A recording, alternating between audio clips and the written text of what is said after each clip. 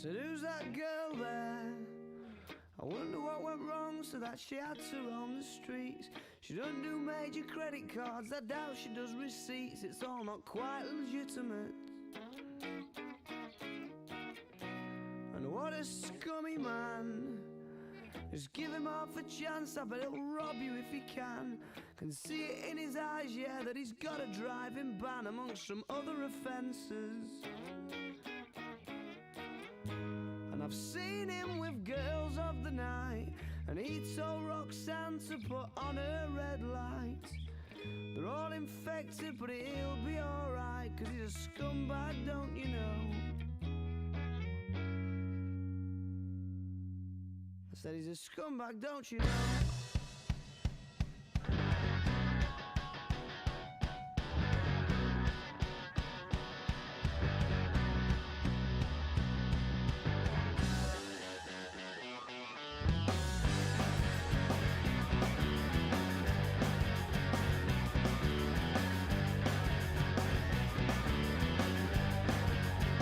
Although you're trying not to listen, I bet your eyes are staring at the ground. She makes a subtle proposition. I'm sorry, love, I'll have to turn you down. Oh, we must be up to summer. What are the chances? Sure, it's more than likely. I've got a feeling in my stomach. I start to wonder what his story might be, what his story might be. Yeah, 'cause they said it changes when the sun goes down. Yeah, they said it changes when the sun goes down. And they said it changes when the sun goes down. Around here, around here. Oh.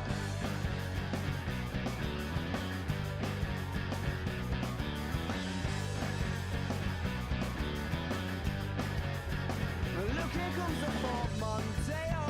Isn't he Mr. Inconspicuous? And he doesn't even have to say, oh, she's in a stance ready to get picked up. Bet she's delighted when she sees him, pulling in and giving her the eye, because she must be fucking freezing, scantily clad beneath the clear night sky. It does stop in the winter now, and they said it changes when the sun goes down. Yeah, they said it changes when the sun goes down. And they said it changes when the sun goes down. Around here, they said it changes when the sun goes down. Over the river going out of town. And they said it changes when the sun goes down. Around here, around here. Oh. And what a scummy man. Just give him half a chance, I bet he'll rob you if he can. Can see it in his eyes, yeah, that he's got a nasty plan. I hope you're not involved at all.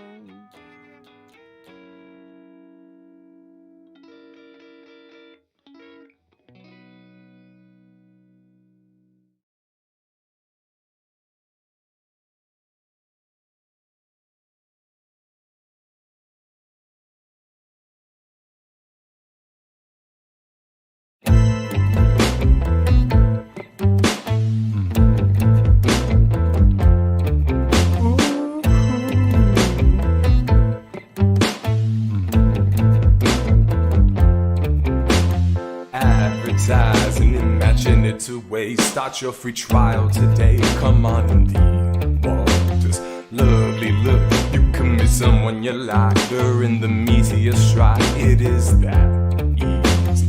Lunar surface on a Saturday night, dressed up in silver and white with colored gray whistle test lights. Take it easy for a little while. Come and stay with us. Such an easy flight. Cute new places keep on popping up. Since the Exodus, it's all getting gentrified. I put a taqueria on the roof. It was well reviewed. 4 stars out of 5. And that's unheard of.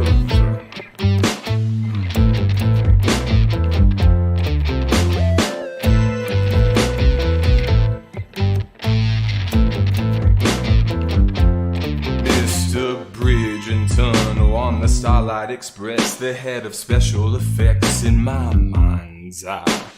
Hokey cokey with the opposite sex, the things you try to forget. Doesn't time fly? I'm in no position to give advice. I don't wanna be nice, and you know that. Take it easy for a little while, come and stay with us. Such an easy flight, keep the places keep on popping up. Since the exodus, it's all getting gentrified. The information-action ratio is the place to go. We'll not recognize the old headquarters. All the nights will never happen, and there's the days that don't exist. At the information-action ratio. Only time that we stop laughing is to breathe or still kiss. I can get you on the list with all the clubs. I can lift you up another semitone.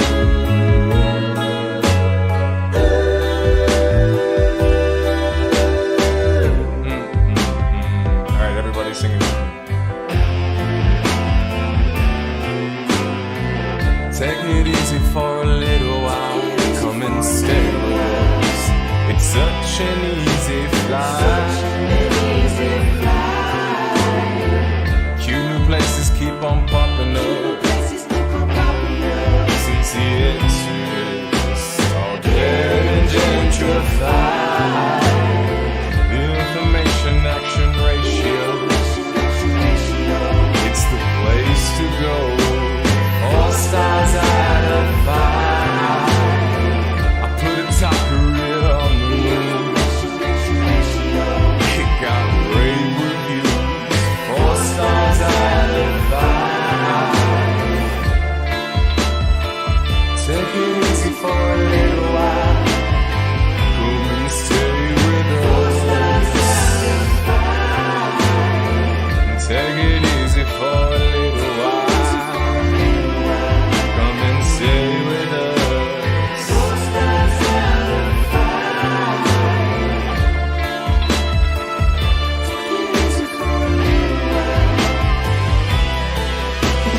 4 stars out of 5.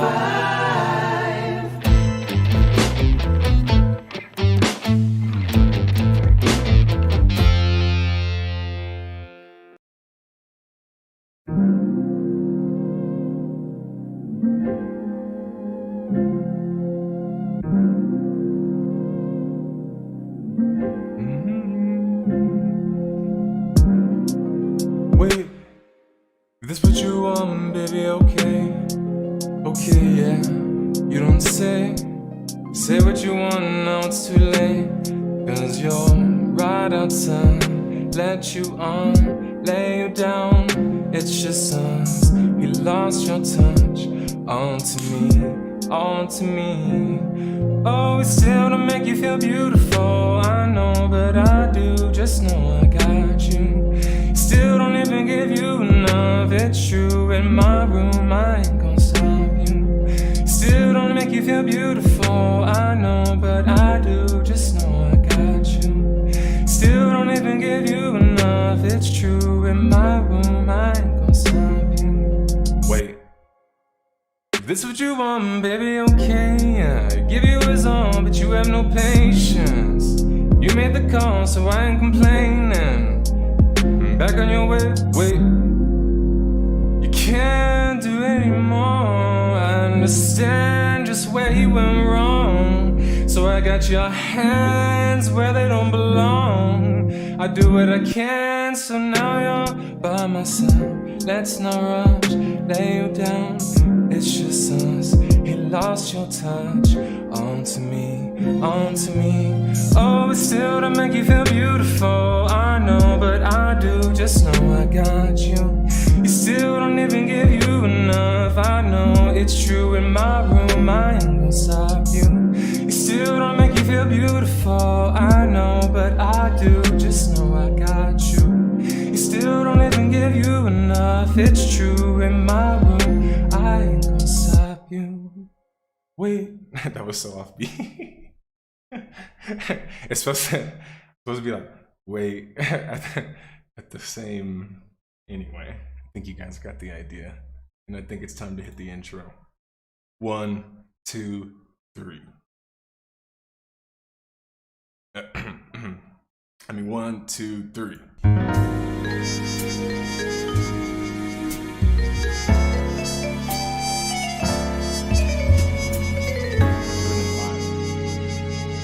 As always. How's it going, everybody? Well, let me go big picture. The chat is ready to display messages. That's what my overlay says. I'm not sure if these messages are new or old. Let me go check. How's everyone doing? Welcome to the 6 Pixels Under podcast. I am Nerd Slayer, or NS, if you'd like to call me by my detective moniker. Today I wanted to talk about Halo Infinite. So there's going to be lots of shouting and crying, basically. But also I wanted to talk about a concept that I think that is kind of very simply looked at and approached a lot of the time, that I feel like when you actually break down like the intricacies of it, and even just like the concepts generally, you start to unwrap this bigger picture where you realize that like what you're fed and kind of expected, and maybe even just know from common knowledge or societal knowledge or whatever you'd like to call it, it's not even so accurate as much as it's not understanding the full picture. And I'm talking about, as the title states, what is socialization? And specifically, what is socialization in an online game or in an online world, right? And I make the distinction because socialization exists in many different types of games and formats. Why did my video start playing? Creepy. My restream video started playing. Yeah, no, well, so the title, Lou, with Halo Infinite's tongue-in-cheek. I guess we'll just jump right into Halo Infinite, right? And pink waving. How's it going, Ryan? Ryan's the longest standing member of the YouTube memberships, by the way. So, and also, I think one of the longest running patrons as well. So shout out to Ryan for constantly supporting the channel and supporting us. We love it, we need it, and we appreciate it. Here I've got a good old-fashioned Mexican drink. You can get this in most places in like California and Texas too, but it's Jarritos, which is just like, I mean, it's hard to explain it other than just being that Mexican Coke and Mexican drinks and snacks are better. And it basically, like, what's big here in Latin America is I guess what you would say, or what you would call like almost like soda, like fruit sodas, you know, like kind of like Fanta but more like fruity. Not sponsored, but I would definitely take it in a heartbeat.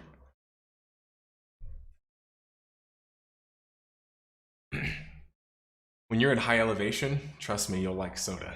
And if you don't know why, look that up. Okay, let's get into let's just get into it. Let's get into Halo Infinite, guys. First off, let me welcome everybody who hasn't been to the podcast already. This is their first time seeing me. How's it going? Welcome. Let me check my links on YouTube to make sure I'm okay. I'm live there. Awesome. Okay, cool. So let me check that again. Okay, cool. Let's talk about Halo Infinite. Now, let me just give a little bit of backstory. This will all be like explained in like thorough detail whenever I do a Death of a Game on Halo Infinite, which I will be doing. But let's just talk about Halo.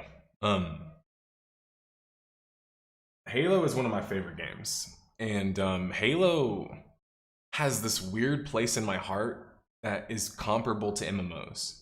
And StarCraft is up there too. StarCraft, KOTOR 2, and Halo had these profound impacts on me as a person, more than just a gamer, you know, my interests and stuff. And I've told the story before, but let's tell it again. So essentially what happened was when I was playing games as a kid, I was, you know, like most kids are, I wasn't very good. And Halo was the first time that I encountered a game where I was playing against other people more so. And so I remember the whole story, my origin story of even the name Nerd Slayer comes from this, ironically. I had a few other names that came from this, but they were all the same edgy kind of like, you know, whatever, like vibe. Anyway, so I was playing with one of my friends, my childhood friends, Chris. Shout out to Chris. And one of his brothers, like his older brother's friends, was just like, "Oh, y'all are playing Halo? Like, I'll play both of y'all 1-on-2 and I'll beat y'all." And in my head, I was like, there's no way he could do that. Well, he beats us. But here's the thing. I was like a martial art kid, and for people who know them, you know what I mean, but for those who don't, I'll explain. A TMA kid is what they call us, just a traditional martial art kid. You're nerdy, you get put into like some very Korean or Japanese martial arts, so you're very cultural and exposed to these other cultures. So you're kind of like, to be very blunt, so I was already weird, if you will, but I had the understanding of kind of like, you know, improving and wanting to beat somebody. But that also meant that I took losing really personally. And it was because like that was kind of instilled in me when I was young by my parents, especially with fighting and martial arts. And so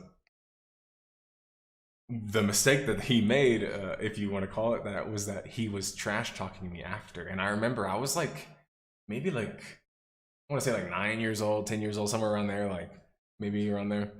And it was just like, I remember we were playing Halo 1, and I remember after he trash talked me, it just like stuck in my head forever. Like I could not get out of it. And after that, I was just like, all right, well, I need to get good at this game. So I started playing a lot of Halo 1. And since there wasn't really online at the time, especially on console, I was mostly just playing single player and then practicing the maps. And so when I got to play against him again, I was like secretly grinning, because in my head I was like, I know he hasn't been playing as much as I have. Like there's just there's no chance, right? Even as a little kid, I was already thinking that. So we play, and he says 1v2 again, we beat him. He says 1v1, I beat him. And then he starts throwing like a tantrum, and he's like, yeah, like, you know, this is just a game, like who cares about this game, like that, you know, like that kind of stuff. And I'm just like, okay, whatever. But like it felt so good to be like, that was the first time that I felt like I had really kind of like used my ability at something to kind of like stand up for myself in a sense, right? And so yeah, no, exactly. And now Halo is exposed for the awful gameplay it is compared to COD or Apex or CSGO. Well, Apex wasn't even around when, so like it just, not even to get into your post, but like it's so stupid I can't even like, you know, it's like comparing like, oh dude, like I love comparing Michael Jordan to LeBron James. I cannot stand those discussions. Literally those discussions make me want to kill myself. Like they're playing fucking different leagues, different teams, different players, like like why do we have to say the GOAT at everything? It's like there can be a GOAT for an error, you know? It's like Halo was the GOAT for an error. Like even people that are objective can say that. So yeah, he was copium hardcore, but it actually, like I said, it emboldened me. It made me realize that I could actually stand up for myself, and not just physically, because unfortunately up to that point it's pretty much all I knew is how to like stand up for myself physically. I didn't know how to stand up for myself verbally, or I didn't really talk much growing up. Kind of just was like quiet, and then my family did most of the talking for me. Maybe just because my brain was so huge. No, I'm just kidding, but more that I was just really shy. And I grew up a lot around people that English wasn't their first language. So it was very common for me to like not be understood and feel misunderstood constantly, because, you know, I couldn't really understand everything. Anyway, so fast forward a couple years, and I got super into Halo 2, religiously into it. I learned all the glitches, the super jumps, the bugs. Loved the game. Loved the campaign, love all the glitches, love the idiosyncrasies of the game. And then of course Halo 3 comes out, and that's really what captures the masses. and everyone is interested in it. And it's like, you know, it was pretty monumental for consoles, or specifically obviously Xbox, but like Halo 3 was like this big title. And so, you know, just like most people, I played a lot of Halo 3, and then I would continue to play the Halo games. But what happened after Halo 3 was Microsoft kind of severed ties, or vice versa, with Bungie.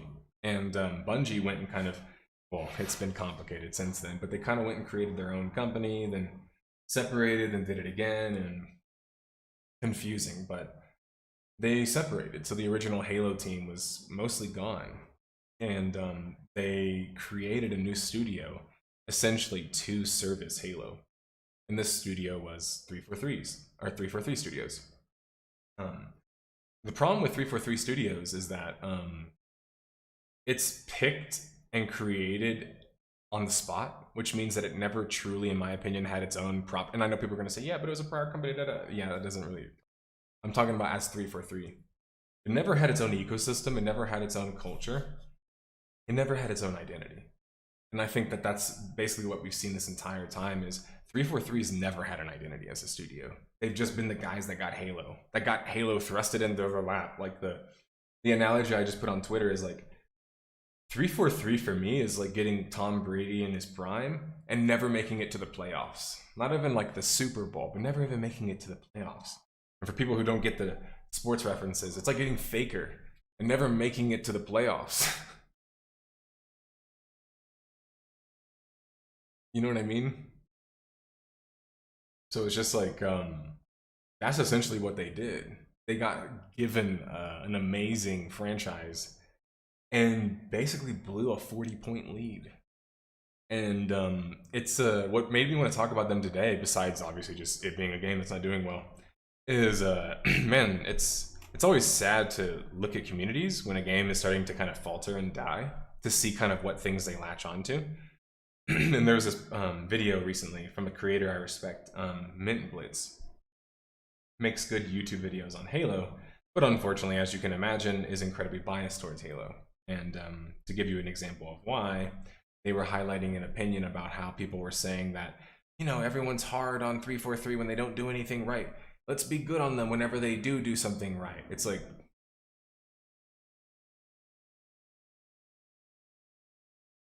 that's not how business works. Like, you guys gotta grow up, seriously. Like, how the real world works, like in business, is that people say they're gonna do something, they do it. If they don't, you evaluate them on that, and then you potentially don't work with them anymore. 343 Studios got the Halo franchise, got to make 3 bad games, and is still around. Like, it took them that long for them to be like, okay, we'll put you on the back burner now. It's like, literally, how? Like, what? For me, like, I worked in construction for a Fortune 500 company, as I mentioned before. It's like working with a client who's like just totally busted 3 of my projects, like totally blown my budgets or just done bad work, and me continuing to hire them on as my prime fucking contractor. It's like, what the they're not a good contractor. They literally made bad games for 10 years. Like, and it's crazy because like you'll hear Halo fans talk about it constantly. Oh, I miss like Halo this, I miss Halo and this. Like, then we can't simultaneously have that perspective, then also be like, yeah, but Halo is but 343, like when they do something right, we have to kind of give them, you know, a pass. It's like, no. When they did something right, congrats. You guys are catching up to where you should have been. So you can get that's all you're gonna get. Why do you deserve anything else more than that? Casey Harrington, did Halo fuck your mom or something, bro? Like, I've never seen anybody care so much about hating a game before. Like, literally get a life. Go to a COD channel or like go somewhere else and go hate something where somebody gives a fuck about you and gives a fuck about your hate boner for something. Like, it's pretty weird, man. Like, you're like still going. You posted like 4 times about it. Nobody gives a fuck, bro. I wish Pokemon fans could. I mean, the thing about Pokemon fans is that with Pokemon fans, they did take and accept crap for a long time. Is that the kind of joke you're making? And then now suddenly everyone just goes nuclear on nuclear. I mean, your best friend probably loves Halo, is my guess. But no, it's like the only game you'll hear me talk shit like that is Jedi Survivors. So if you guys start asking me questions about Jedi Survivors, then I'll turn into Casey Harrington or Casey Harrington 2.0 because I fucking can't stand those games, dude. I hate those games. See, it's already coming at me. Anyway, Pokemon did kind of have this like formula that they kind of just like let like stay the same basically and barely change anything. People use Zelda as an example or Mario. Those are bad examples. Those games changed massive amounts of things. I mean, like, they even create spin-off games in different universes and genres. So, like, they might fail sometimes, but I think that Zelda and Mario do plenty enough to keep those games different and unique. It's a... Oh, wow. Game Freak. Damn, that's crazy. If that's true, Ryan, that's crazy, because I haven't got Violet yet, but I'm a big Pokemon fan. I couldn't get the new Pokemon. There's just so much bad publicity about it. Everyone fucking shitting on it. It's just like, I just couldn't do it. Not that you should only base your opinion off of other people, but just like, meaning if a Pokemon game's that hated even by the Pokemon fucking diehards, why am I gonna love it? You know, like, it's probably not a good chance of that. And when I saw some of the low, like, effort graphic stuff, like, you guys are gonna laugh, but it made me think about the kind of graphics that I'm trying to go for. I hate Fallen Order. And I'll tell you guys why in a second. Let me finish my Halo stuff because I'll fucking rant endlessly about that. Anyway, so with Halo, like 343 basically like blew a massive lead, tanked a TV series, ruined the storyline, has essentially just like completely blown up the entire Halo universe. And finally, Microsoft, after 10 years and some change, decided to do something about it. And it's largely because Microsoft, I know people that work at Microsoft and knew people that work at Microsoft. They, especially with their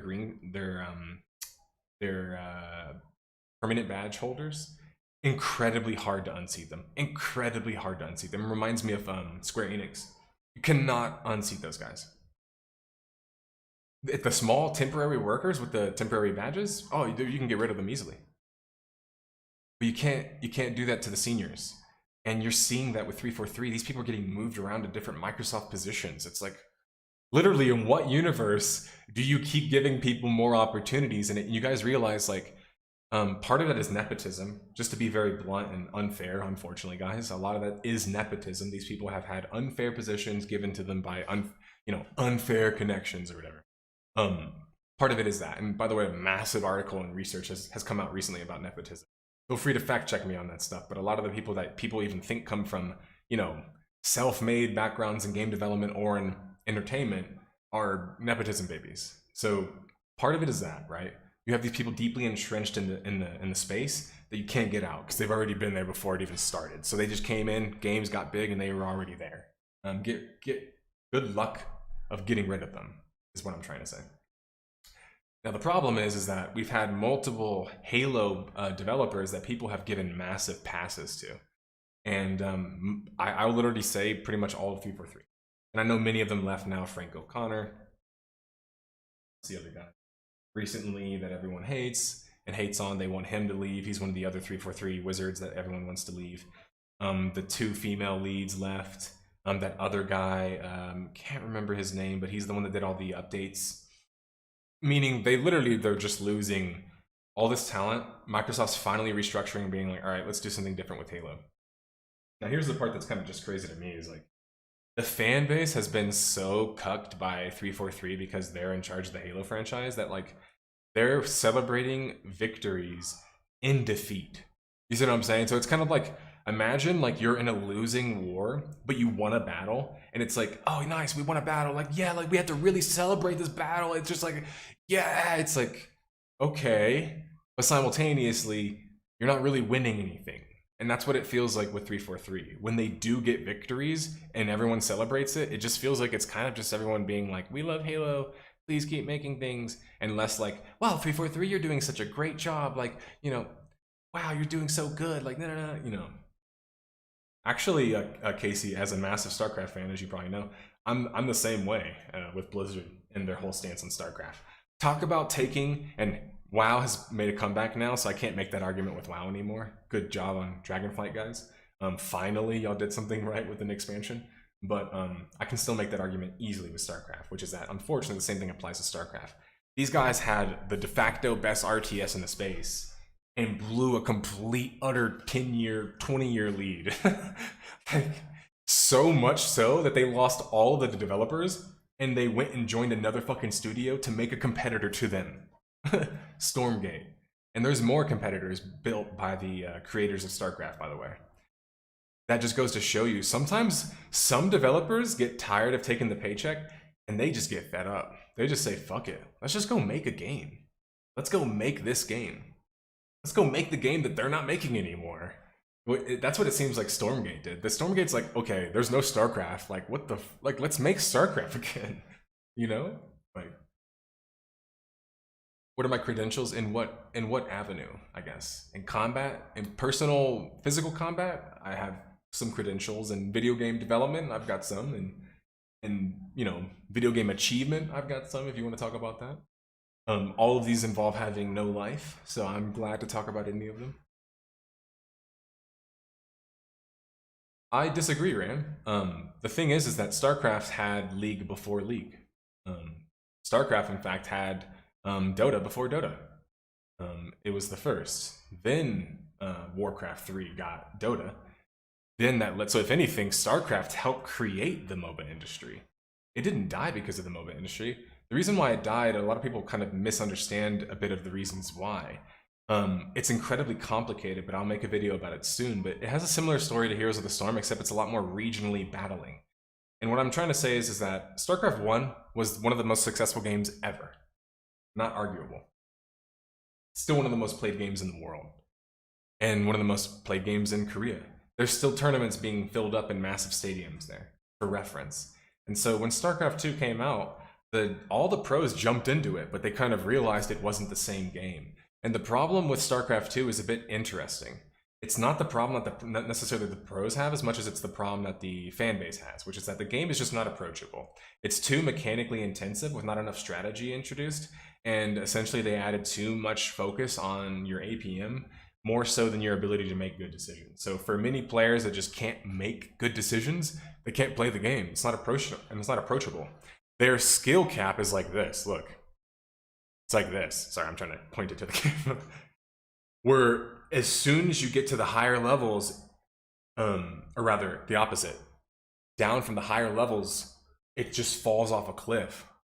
And the reason being is because all of the best players are at the highest end, and none of the players are at the lower ends. So the majority of players in StarCraft right now, as a reference, and I'm using actual statistics to back this up, feel free to look this stuff up. I also played it, and as I mentioned before, was Master Tier. So I saw the player count for myself, which is that, like, it's not very big, there's not a lot of players.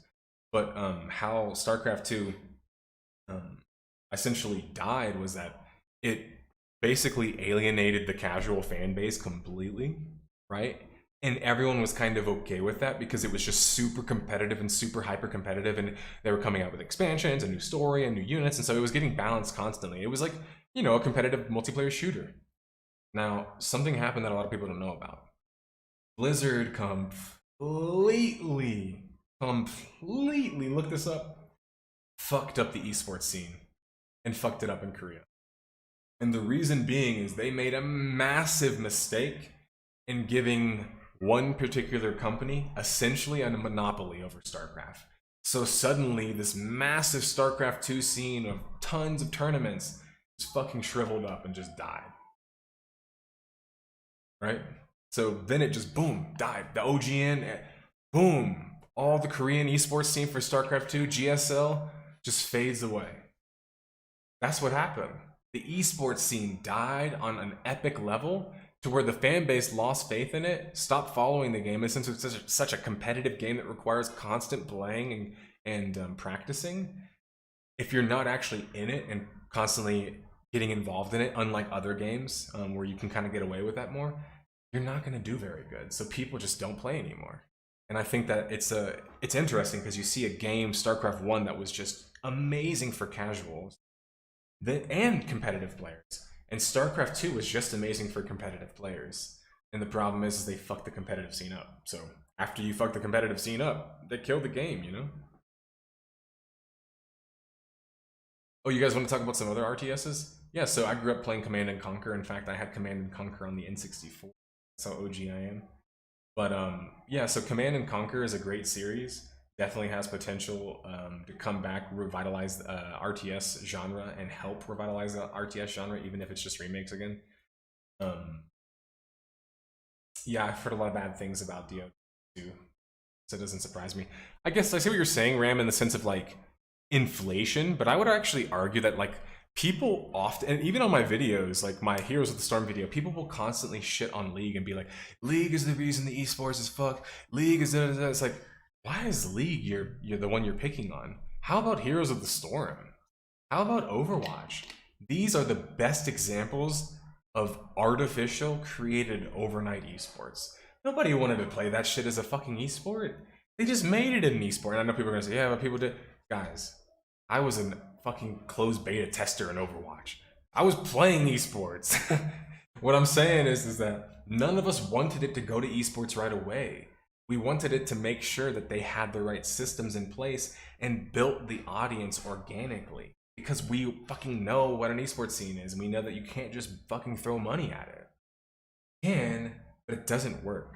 Why has the esports scene in Overwatch shriveled up so much? Because they created one on purpose.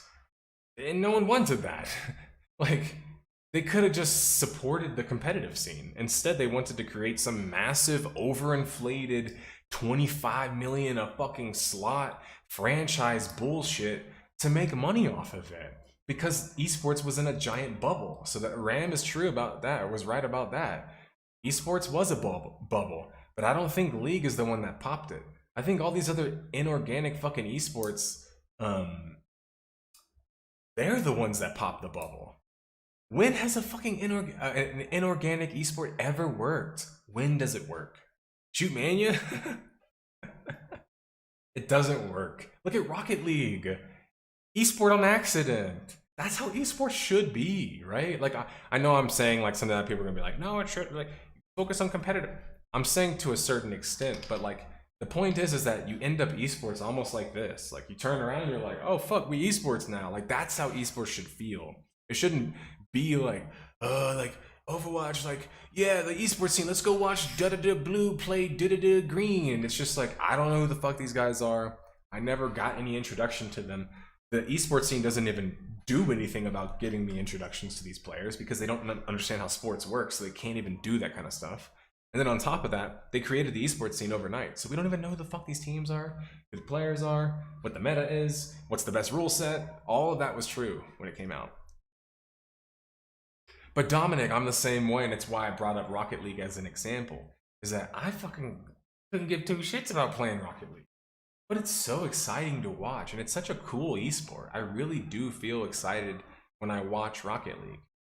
But again, the esports that have worked the best are the ones that were not intended for esports. And people love to say that about League. It was not done that way initially. Did you see their first world championship? It was in like someone's fucking backyard. Like, it was not a serious affair. They didn't even have the funding or the money yet, right? Like the one that Europe won, the first championship, was literally a fucking like little event hall. You know, it wasn't like a big deal. It wasn't until the fan base started to grow to such large sizes that they started to then get this massive viewer base involved too. So the money was a problem in League. Don't get me wrong, it was a bubble too. They were like, remember like Immortals was paying like 5 million for fucking players or some shit. It's like, what the fuck? Like, that was happening. But the point that I'm making is that League could back up the players. They had people interested in it. At one point, they had more viewers than the fucking NBA Finals. Like, yeah, counting the and China numbers too, but like still, like they were beating fucking NBA Live. You know, so it's like That's just crazy to me. But anyway, Overwatch, anybody want to tell me what numbers it ever peaked at? Because I went through those numbers. They were not impressive. They're actually pretty fucking like sad when you think about a slot costs tens of millions of dollars. You can't get 20,000 people to watch your stream, 30,000 people to watch your stream, 50,000? What are we paying for? Did you guys hear about the recent stuff where a bunch of teams are contacting Activision Blizzard saying, hey, we're not getting paid anymore, what's going on? Did you guys hear about that? It recently came out a few months ago. Because no one's watching this shit. It's like I feel bad for those players and those teams because they're getting treated like shit, and that's not fair. Of course, according to agreements. But literally nobody gives a fuck about this esport, and no one ever did. And it sucks for me to say that, but again, I've said this before on record. I've won an esport tournament before in Overwatch.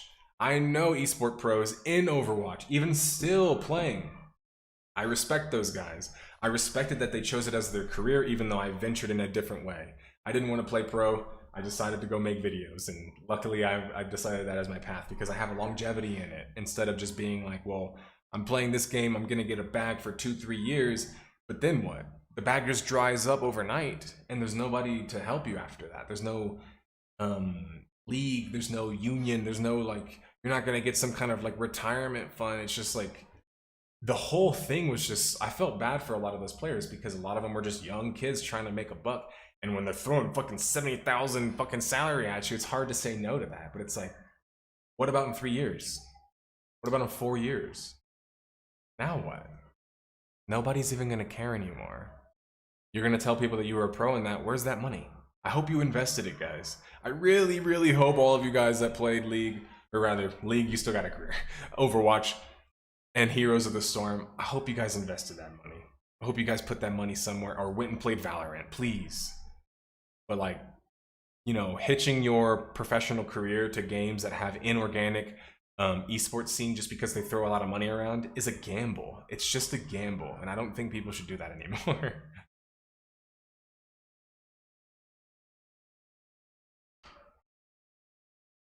While I can respect what you're saying there, Casey, as somebody who was top 500 in Overwatch, I actually think that the greatest skill in Overwatch, especially at Diamond and above, is your ability to play as a team. And it's a common misconception. Ask any top level player, they'll tell you the same thing. Hardest thing about Overwatch as a game to make work is that it is so team reliant. So it's like, how can you make a game like that when there's no grouping systems, there's no ecosystem to make players want to work together, so on and so forth. You feel me? Oh, did it filter me? Oh, are you talking about like the moderation thing? Sorry, I don't know if I got filtered or someone else did.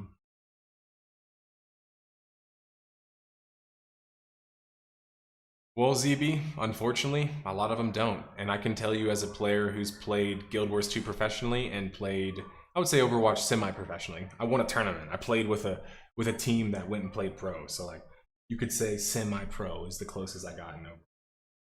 In my opinion, most of them don't. Their audiences just die, and most of them don't do anything to build their audiences up. I see this happen in COD all the time. Since Casey was talking about COD, I love COD actually. People always want me to hate a specific game, to choose a side. I love all of them actually. I love Call of Duty too. I love Battlefield as well. I love all these franchises for their different reasons. That doesn't mean I just fucking support every game or the bad decisions they make. But yeah, and I was top 500 in beta, to be fair. So mind you, these days, you know, it's probably a lot more competitive to get top 500. My top 500 probably looks a lot more like, you know, Grandmaster, Master, or something like that, right? But I did recently play and was still playing with Diamond players and still doing quite well, as you would expect. So, but I'll tell you about Overwatch. Like, Overwatch's problem is that it's like playing basketball, except everyone can't individually score. Let me repeat that. It's like playing basketball, but nobody can individually score. That's the problem that Overwatch has as a competitive spectator sport viewership, whatever the fuck you want to call it. And now to also contribute to that, it's like if basketball was the Harlem Globetrotters, where they have to create this entire routine together as a team versus like playing their own little angles. That's what I feel about Overwatch. It's more like the Harlem fucking Globetrotters playing basketball than it is just normally playing basketball. And it's because everyone has hyper-specific roles and they have to constantly work together in that coordination together. Now, all of this might sound good to people, and everyone might be saying, that sounds awesome, sounds great. I'll talk about the problems with that. The problems are, when you make a mistake, this is how it feels. Like getting punched in the face in Overwatch. And that's because the abilities are so dire, because they were designed that way. And they've nerfed a lot of them, but still, where they can just like eliminate a person or really like mess somebody up. So there's high punishing in Overwatch. And because it's a 5 versus 5 game now, especially, if one person dies because there's a long respawn timer and the time that you have to travel to the point, it means that one kill at a high level, diamond on, means the end of the fight. And I think people struggle to understand that because it seems so just like on the nose, but it's like with competitive, like actual like coordinated teams, that's how Overwatch plays. It's the most snowball game I've ever played. People used to complain about HOTS being snowball, because they're like, bro, once you're up, there's no chance to ever come back, because it's like the other team just can get all the monsters and da-da. I can see where they're coming from. I wasn't that great at HOTS, but my friend was GM in it, so he would explain the meta to me. But in Overwatch, it's literally getting punched in the face as soon as somebody dies. And again, we're talking about with coordinated teams. With non-coordinated teams, and it's like, yeah, oh, did someone die? I don't know. I'll just keep rushing the back line, or I'm gonna heal my teammate over here. Like, everyone's doing their own thing. You know, it's solo queue. And I've played solo queue almost exclusively, actually, besides tournaments and scrimming in Overwatch. And that's the other problem, is that it is not a fun game to play solo. And that's something that like people will say about League, but League has had queues that allow you to play solo.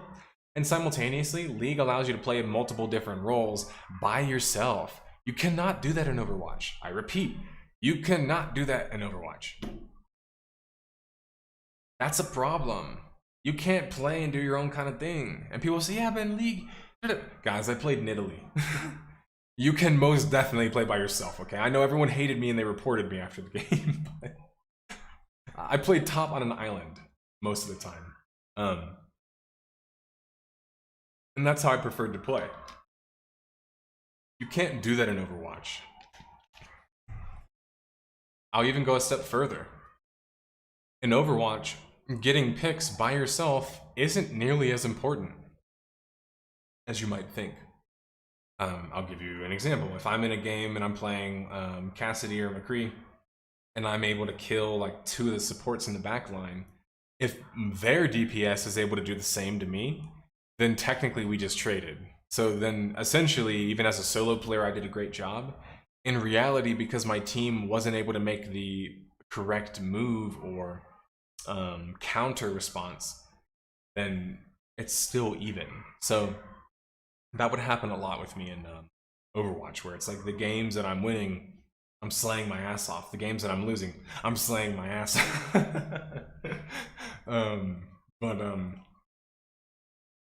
There's some good changes with Overwatch 2, but I guess we were more so talking about the competitive scene. Let's get back to Halo Infinite, though, because Halo Infinite has different problems than Overwatch does. They're fairly different, even.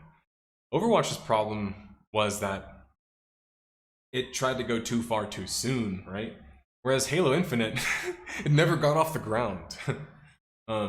So Halo Infinite has this really weird pseudo, like, target audience. And I said that because, like, I fucking can't tell you what their target audience is. I truly don't know what their target audience is. Is their target audience competitive players? If it is, then how come it took them so long to make their rank system work? If it's competitive players, then how come you can't queue as a solo queue anymore, or a duo queue? If it's competitive players, how come there's no measurable or trackable stats? You get what I'm saying? Now, what about casual players? BTB maps, how are those doing? There isn't any. Okay, so, alright, well, maybe there's just other things. Forge. Oh, right, that's right. put all the onus on the players themselves to make the content for you because you guys are not talented enough to do it for yourselves. I'm sorry, but this whole Forge thing, I'm gonna lay into it on my channel whenever I do my video. But the Forge thing for me has been this like beautiful, like, because I love the community and I love what the community is able to do in every community. City of Heroes, Star Wars Galaxies, fucking Halo, all these different communities that keep their games alive. But I also hate it because I'm just like, you motherfuckers are celebrating the player base doing development for you. And it's just like, what that tells me, guys, if you're wondering, well, what's your point? Why do you care so much? What it tells me is that they're literally admitting you guys are better than us and we're not going to compete with you guys. But guess what? You should have admitted that a fucking long time ago because you were never better than the community. Not when it comes to making maps. And again, if anyone wants to like fact check me on this, show me maps that are better created by the community versus the developers. In Halo Infinite, all the best maps are community created, even the ones that they're adding recently. They're all community created. Literally, even the best maps that are official, some of them were created by community members they hired. I can't make this shit up. 343 had no fucking talented devs making these maps apparently, because they had to hire them all, which is great, and shout out to them doing that, but it's just like, fuck's sake, man. I mean, like, literally the community has to make your game good. That's not good, man. That's not a good thing. That's relying way too much on the community and their goodwill. And that's not fair to me.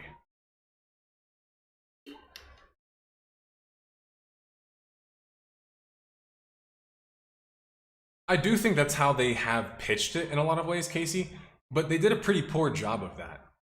I think that was a half of what they were doing. I think the other half was trying to make a game as a service in a modern context, which is why they sucked at both.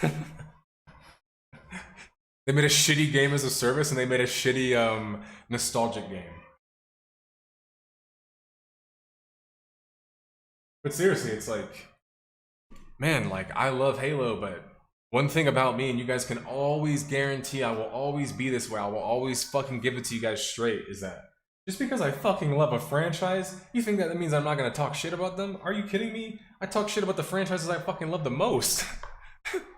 And I always will. Because I care so much about them, so of course I'm gonna talk about Halo, right? There you go, Chaos. Keep adding to it, buddy. No co-op campaign to start. No split screen. No new story content, even though they've talked about it coming out. Like, it's just crazy, man. Like, we let this company screw a game up for 10 years, and only now we're starting to really see stuff about it. And then it's sad to see in the community, I'm still seeing people defend them too. Because they're doing good things. They're already in the hole. Say thanks. You're still in the hole, buddy. Literally, you know what I mean? Like, it's like when an inmate like has good behavior, but they're still 10 years into their fucking sentence. You're like, all right, buddy, like, good fucking job, but like, I'm not gonna let you out like fucking that early. You know, it's like, these guys are fucking the game up that much. The fuck did we let them and not target them more in the sense of talking about the developers? And I feel like maybe people didn't want to actually like gang up so much and be negative about it. But sometimes you have to. That's how you affect change, right? And don't even get me started on the whole Halo fucking TV show. And it's just like, man, you can really feel and tell that Halo is being made by people that don't give a fuck about Halo. And the last thing I'll say about Halo, then we can move on to some other subjects, because boy, did that already get me heated. Halo is just you know, I do kind of agree with Casey. Ironically, as much as I was bantering back and forth, shit talking, that COD did change the history irreparably of Halo, but not necessarily because it changed Halo itself, but because Halo changed itself to be like COD. And everyone knows that 343 admitted this, right? This has been talked about with Reach. This has been talked about with 4. It's been talked about with 5. So we know that this is a thing. And I think we don't talk about the Halo TV series. You're telling me you didn't want to see Master Chief clapping cheeks?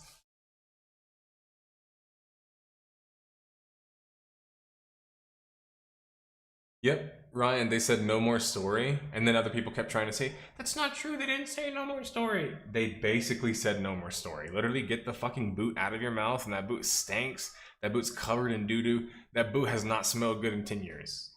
Get the boot out of your mouth.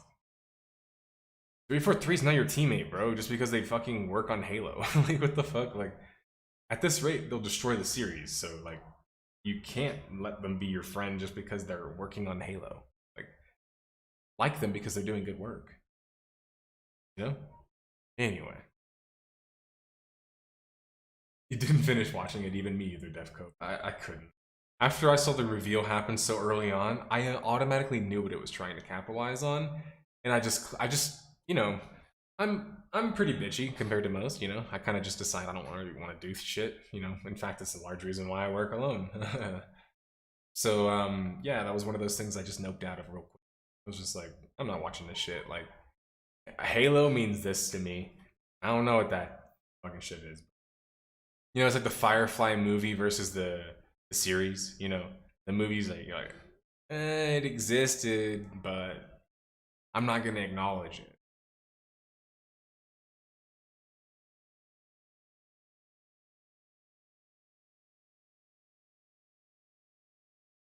Okay, so let's talk about, well, let's finish talking about the Halo TV series. Let me see any messages I missed. Also, feel free to always get your questions in. I talk loud, fast, and angrily sometimes, but I'm here to talk to you guys, get to know you guys get to know me, us create a relationship, us create dialogue. Whether that dialogue ends up affecting change or we're just having a good time, you know?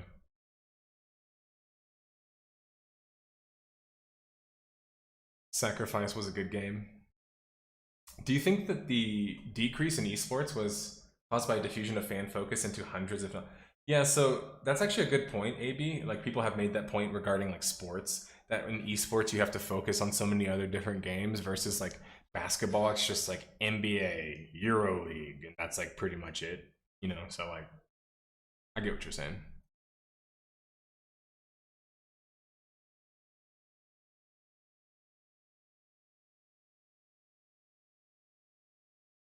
Have I seen the Dragon Age Dreadwolf leak? I have not. I did see like a slight clip of it, but like I didn't see it, you know, like very much. So I need to check it out, but feel free to link it somebody. I can check it out in a bit. I don't really have a lot good to say about what that project could be or will be because it's just like literally how long have they even been working on it and how many developers have they lost since working on it? Oh, potato skins. I saw your question earlier. You said what my next death of the game is. Well, the next death of the game is Champions Online. And I've basically finished the script. I'm just kind of like editing it right now. And I'm going to do my voiceover today. It's actually why I did my stream today.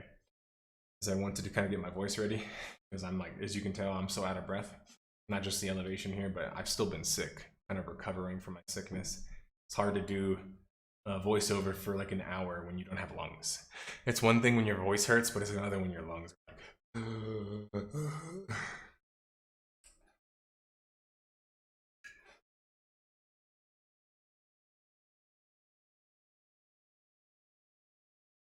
In Darkstar, you should be able to do that. The problem is that when games start chasing esports, what they actually end up doing is making the game worse for you as well. And I think that that's something that players have to kind of understand.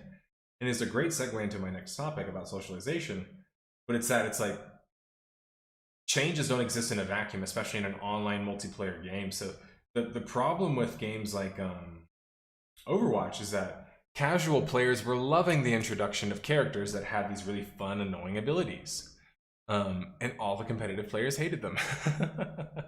So it was like this like interesting divide where it was like every time they added a new champion, casuals were like, oh, this guy's cool, this guy looks cool. And all of us competitive players were like, are you fucking kidding me? This guy has an insta-lock fucking nade? Like, like, da-da-da-da, like, what the fuck? This person, and like, you know, like, going through, like, all, like, the specifics of whatever that person has or how it's not fair or the new power and such.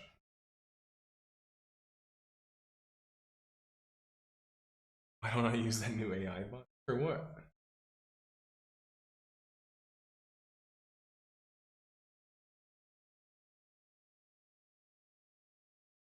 I feel you, Dark Star. The thing about doing physical stuff when you're in your 30s is that you stopped doing it for like 10 years, which most people do. You're pretty much going to struggle to be able to do it anymore. You'd have to start with a walk, going into a jog and do a run. So, like, you know what I'm saying? You'd have to learn the whole process of being athletic again.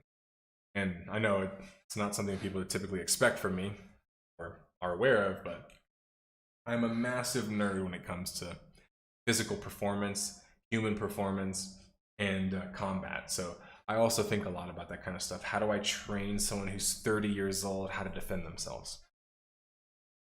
That happens all the time because as a martial artist and someday a teacher, somebody walks in, I don't choose their age group, right? Unless it's a kid's class. Like, they could be 30, 40, 50. And if they want to come in and say, hey man, like, I just want to learn how to like fall down properly, I have to be able to like, okay, how can I teach this person how to like mitigate damage and you know what I'm saying? So it's like, you can do it when you get older, but it's like your body starts becoming less reactive to things. Your brain isn't actually as open in terms of your spatial ability to learn. So you're actually worse in terms of spatial athleticness, if you want to call that as like a concept. And of course, if you've had previous injuries, you know, arms, knees, fucking back, neck, you know, it becomes even harder. So, and I just say that stuff, guys, because it's like if you're in your 20s still and even younger, just walk around, keep doing physical stuff. Don't have to be the next, you know, Chad, or you don't have to like martial art train constantly like me. Because I do that not just because I love it, but because it's also like an addiction that kind of like satisfies my PTSD, you know, my trauma. So it's kind of like, it's weird for me in that way. Like, it's totally different than most people.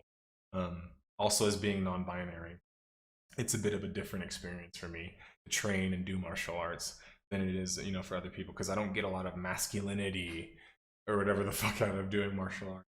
I do it more for the ability to have a sharp mind and the ability to express myself.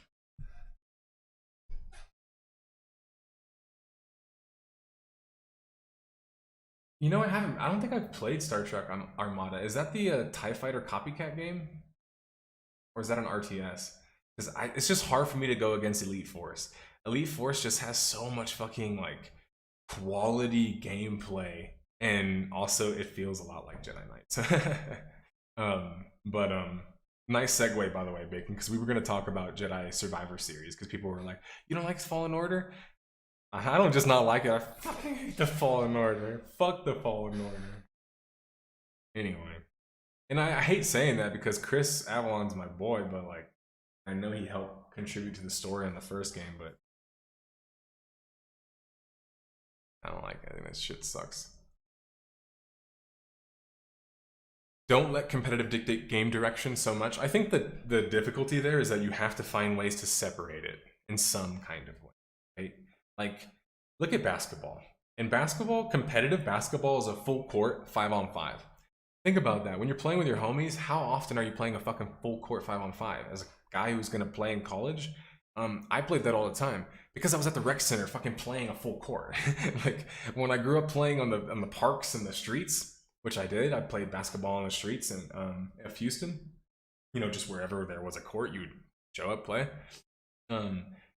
It's whoever you got. 2-on-2, 3-on-3, 4-on-4, 21, knockout, horse. You know, you just kind of play a bunch of these other different kind of casual game modes that keep it fun and competitive. If it was just us showing up, doing 5v5 fucking back full court fucking games the whole time, all the casual players would gas out. They don't have the conditioning to do that, let alone, you know, the intensity to even want to run fucking across the court. Like, I can't tell you how many times I would play full court with my friends on actual teams, and even they wouldn't want to run fucking full court. And I'm like, you're in the game.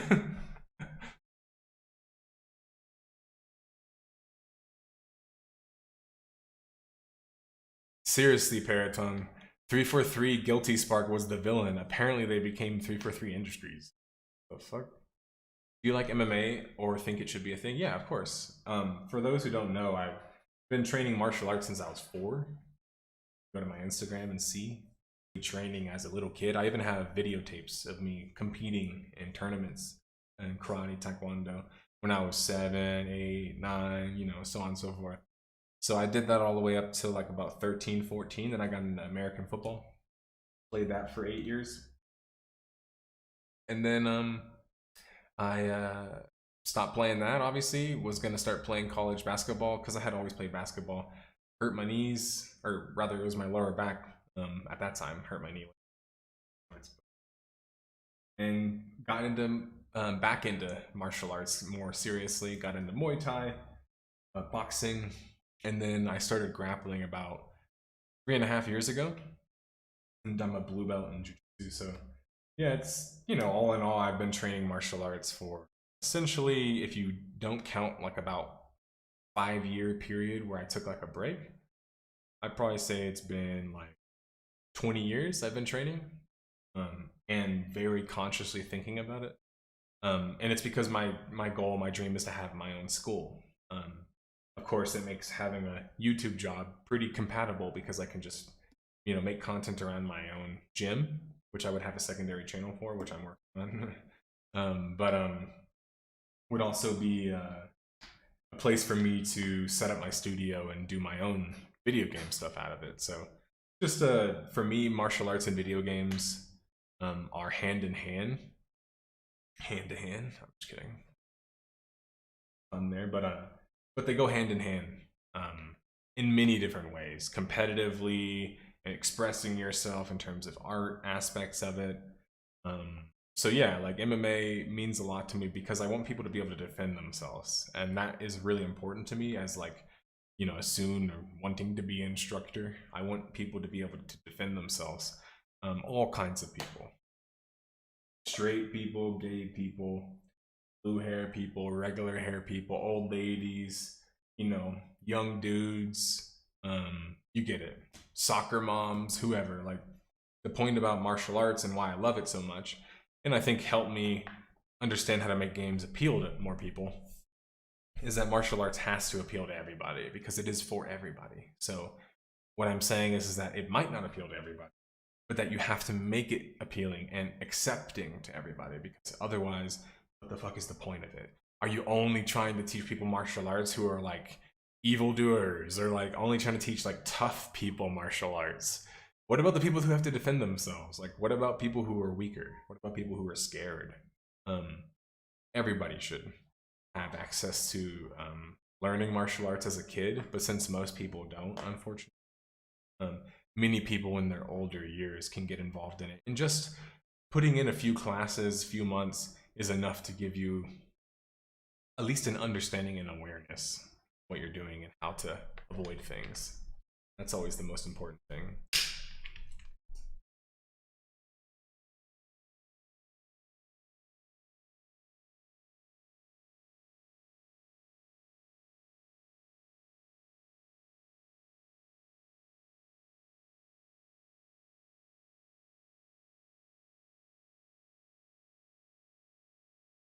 You rather play Fallen Order than DS, unironically?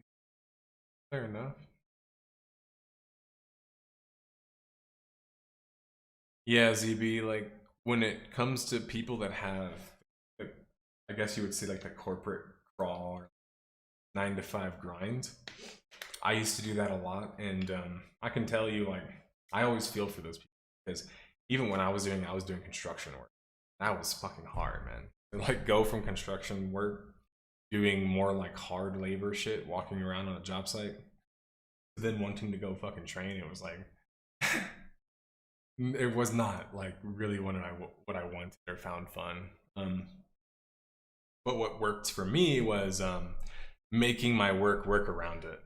And I think that's just what it comes down to, is that everybody has priorities. And for me, physical fitness and a mental health kind of go hand in hand and are also the most important thing for me. So it's like what I told my bosses in construction. And it's funny because, like, when I tell people the stories that I tell them, some people don't believe me. They're like, really? You told your boss that kind of shit? It's like, yeah, like, that's just how I've always been, which is that I told my bosses this: look, every motherfucker here takes over an hour and a half lunch and tries to act like they don't.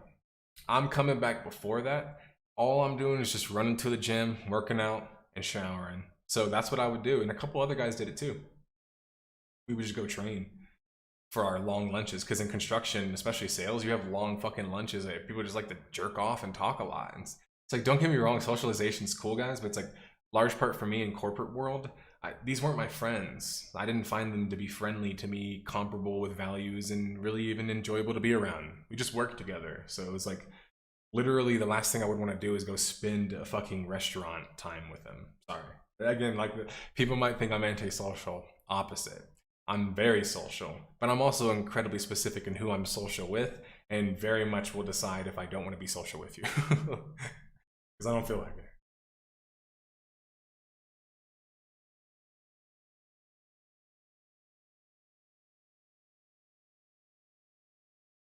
I hate how MMA trained fighters act. What do you mean? I always take more hits as a result of the awkward starts to a fight. Yeah, you'll have to explain what you mean. And by the way, anyone can ask me questions about combat, martial arts, all that kind of stuff. I'm an open book about it. If I ever seem like I'm like being demeaning, I'm really trying to understand where you guys. Because again, you got to think, this is my life. I think about this all day.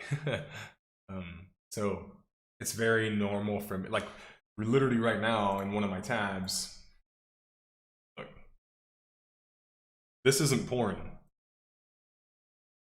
Looks like it, but it's the detail of today is why it's an instructional for like a video for grappling, like teaching you specific techniques. That's what I spend a lot of my time doing. You know, that's what I used to do when I was playing pro, is just watch matches constantly and study them. Well, now I watch, you know, fights and grappling, and I study them because I love it, and I want to be a trainer someday, of course.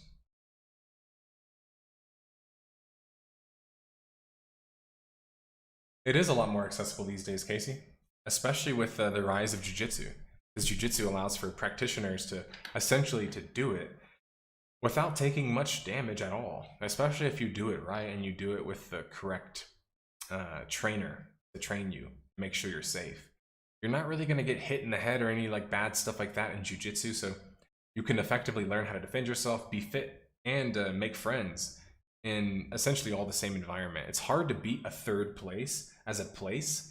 It's why MMOs have been so important for so many people, and I'll expound on that in a second. But essentially, the third place is this concept where it's a place that you go that's not your house and it's not your work. So it's the third place. For many people growing up, they didn't have this, especially in America, sadly. America's lacking in a lot of third places, whether it be a church, whether it be a clubhouse, whatever. I went to Bible study. I was a Southern kid. Also went to Catholic church because, you know, Hispanic. And I didn't get a whole lot of community from Catholic churches because, first off, it was in Spanish and I was a kid and I didn't understand that much of it. But it was a different kind of approach for people who've been to Catholic church. You know that. I went to a Black Southern Baptist church, and that was incredibly communal and a third place. But I also grew up going to a clubhouse where I lived. So I grew up in essentially boys and girls clubs. I went to those too. So I always had access to third places, and partly because my parents couldn't take care of me, but also partly because these are places that I just was lucky and fortunate enough to have access to. And so these third places are so crucial for you to make friends, for you to develop yourself as a person. For you to not feel so much pressure when making friends and things like that. And so martial arts gyms and academies can be that too. But to segue into our topic about socialization in MMOs, that's what MMOs can be. They can serve as a third place for people. Now you might ask, what satisfies a third place? Well, first off, it has to be a place you have to be able to go to, live in, interact with, right? It has to be some kind of world, right? Function at least like a world. Now, when you go to this third place, this MMO, how does socialization work? How does it work from a developer's perspective? How does it work from the player's perspective?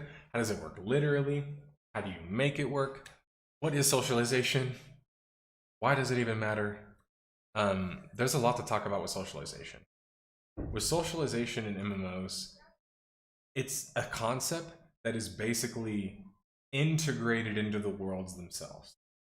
Because when MMORPG was coined as a term back in 1999, the games that first took that moniker were all trying to do a couple things specifically. They were trying to be massive, right? Appeal, attract, and contain a massive amount of players.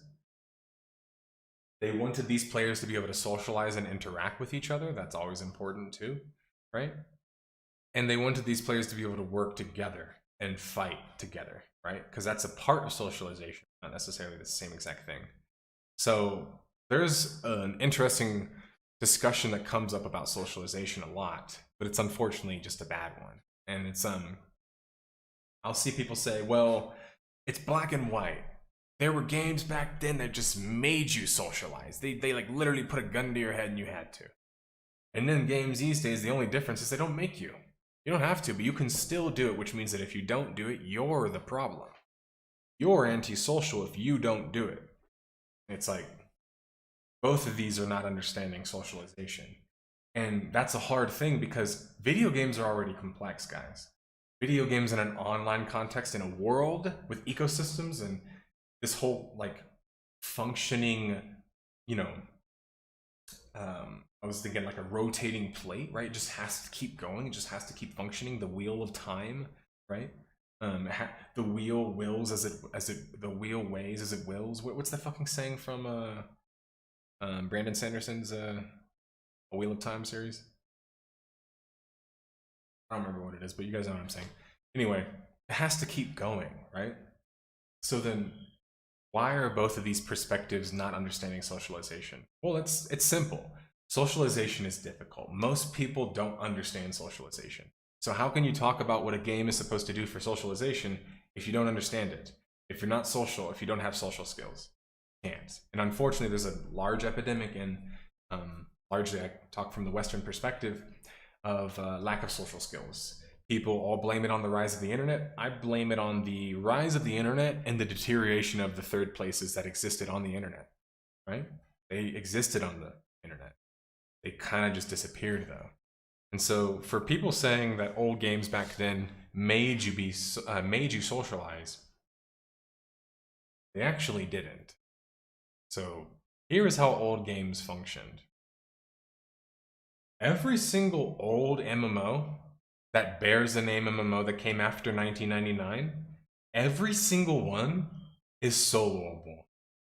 There's this weird, like, slightly kind of delusional reality people have, and I think it's just a lack of understanding history and not knowing the games and understanding the games, where people feel like all the games back then were, you had to group, and that's just what it was, and it's like, that's the only other outcome, and it's like, that's why we don't want that. We love social and solo, or sorry, we love solo games now, like, because you can play alone.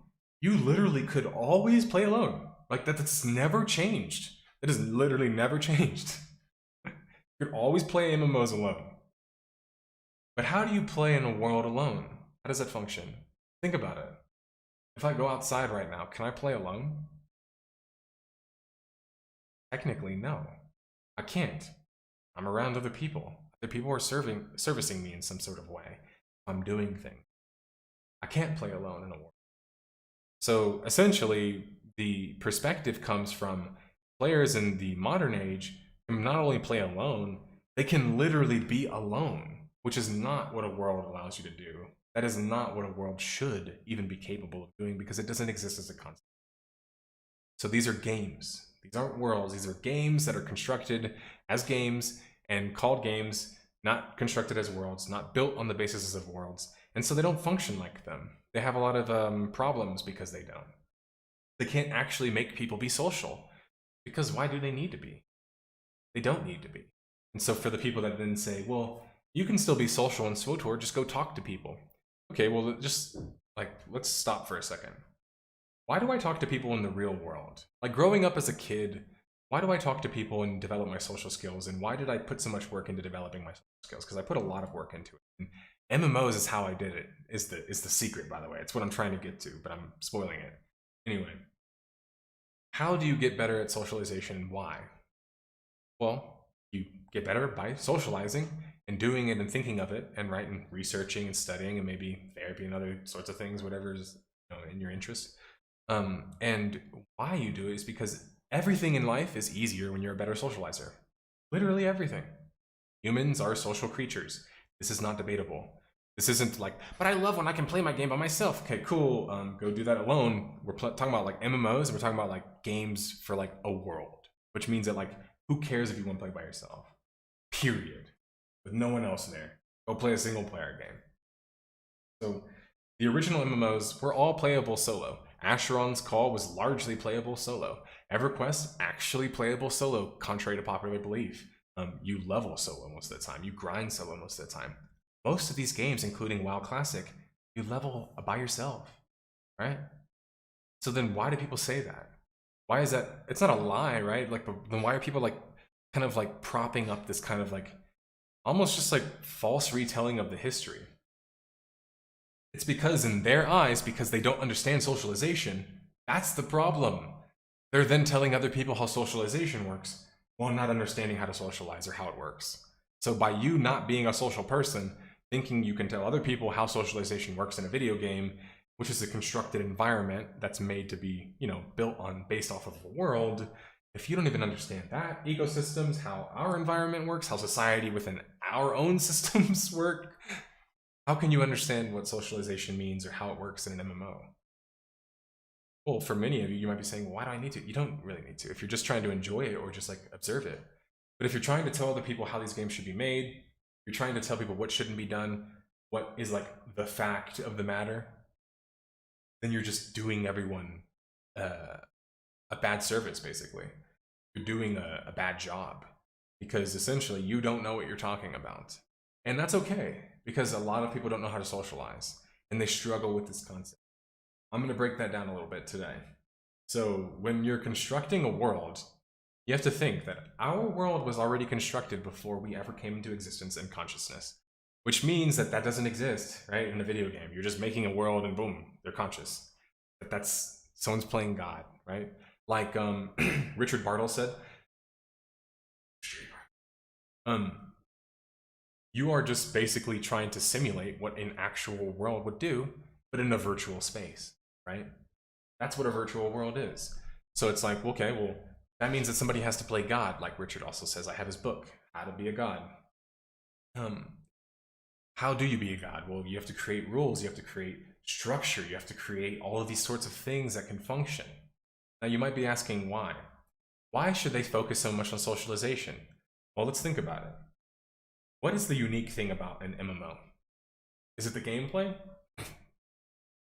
The graphics? The music? The story? Anyone? What do we do better than any other genre? Chat services? No, other games have that too. People. Socialization. Massive things. Working together. Progression systems. That's what we do better. That's what we've always done better. And that's what we should focus on doing better. Because it's what makes the genre unique and makes it what it is. Without the people there to occupy those spaces and make that stuff better, then it doesn't function properly. And so people will constantly, again, point to the current crop of games. WoW, SWTOR, Guild Wars 2, Final Fantasy 14. And one thing these games all suffer from, unfortunately, is that they lack severe amounts of sociality. Like, there's not much social ecosystems in these games. Now, people might say, yeah, but you join a guild. Games have had that since, like, fucking the 80s. So, what's new? Like, what's innovative about the socialization mechanics being introduced in this game? Like, there's, like, levelers guilds and some cool things like that going on. There's some cool stuff, right? But there's not a lot. And it's because, essentially, when I play SWTOR, I don't even need to group with anybody anymore. I don't need to. I literally don't have to group with anybody anymore. So then, for the people that say, but you could still talk to people, my question is, why? Why would I? If I can still get my game experience from playing by myself, then why would I? What use is it, I guess? As somebody who has a near legendary account in SWTOR, which means I've beaten all the storylines, never talked to anybody. Never needed to. I don't even have friends on my friends list in that game besides Card, my moderator here. Like, because you don't need to. When I'm PvPing, why do I need a group?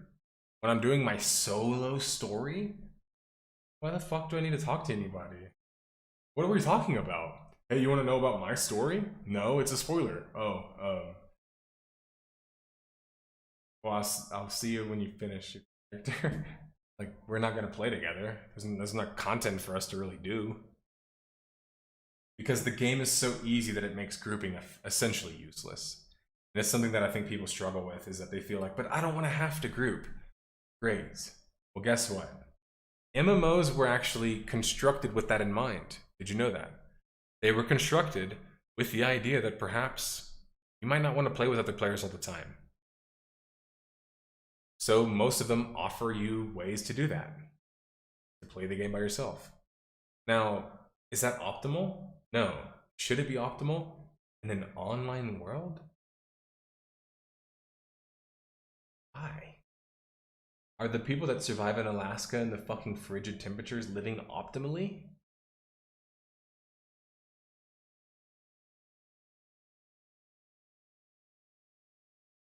Because life isn't just about living optimally.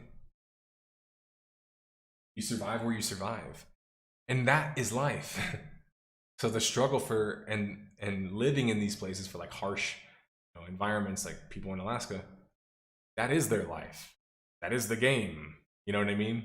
So it's like, you take away struggle, you take away the need to even work together, which is a human right and human ability and human natural thing to do. And suddenly it just becomes, well, I'm gonna press this button and it's gonna match me with random players. And those random players have no incentive to talk to me and probably aren't going to. So to, address what people have said about that, the games in the modern age are more antisocial. Literally, by design, on purpose. They wanted them to be that way. Like, wanted it to be that way. They're fine with it being that way.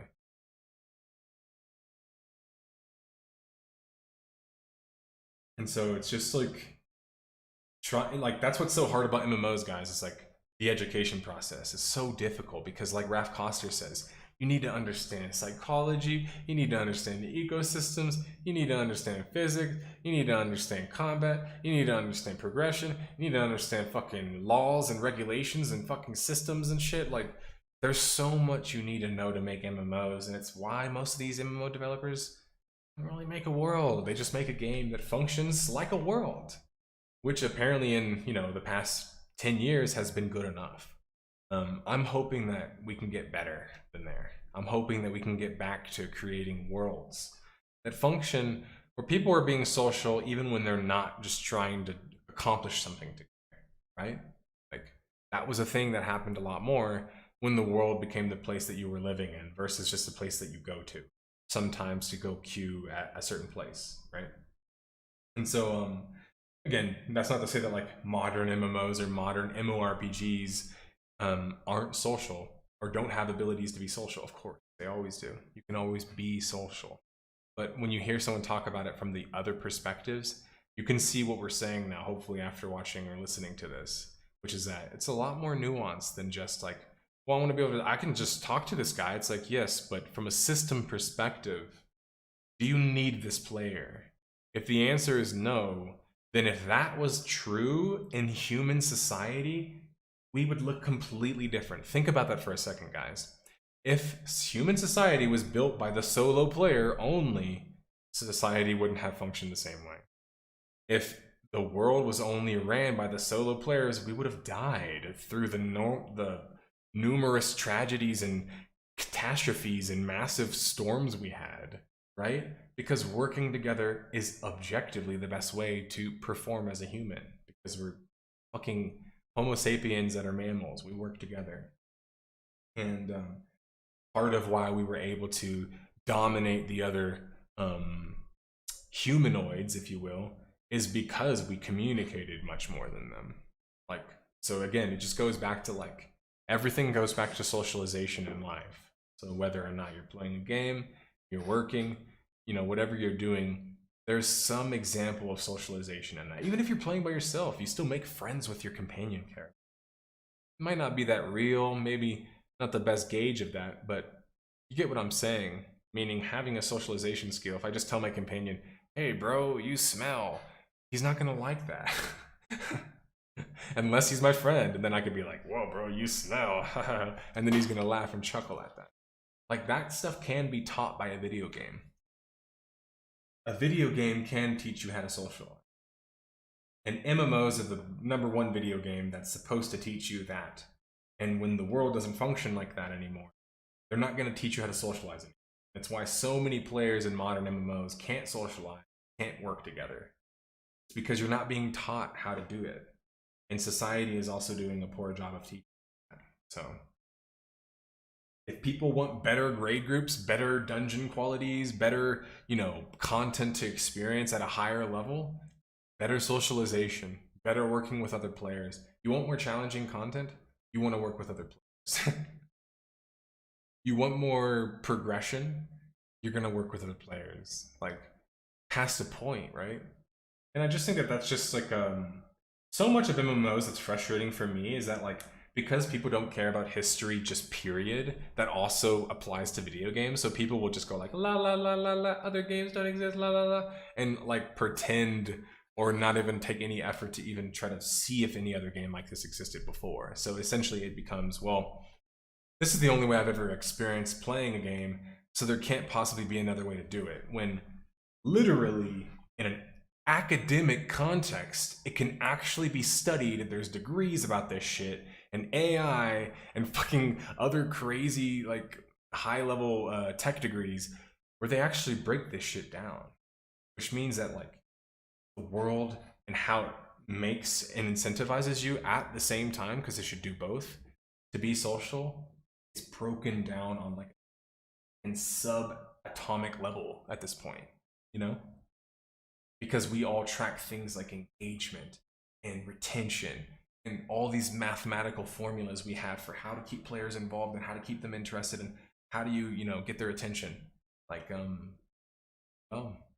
you build places for them to be able to socialize. But does that make you short-term profit? Well, let's think about it logically. My player base is more social with each other. How does that really help them into buying things?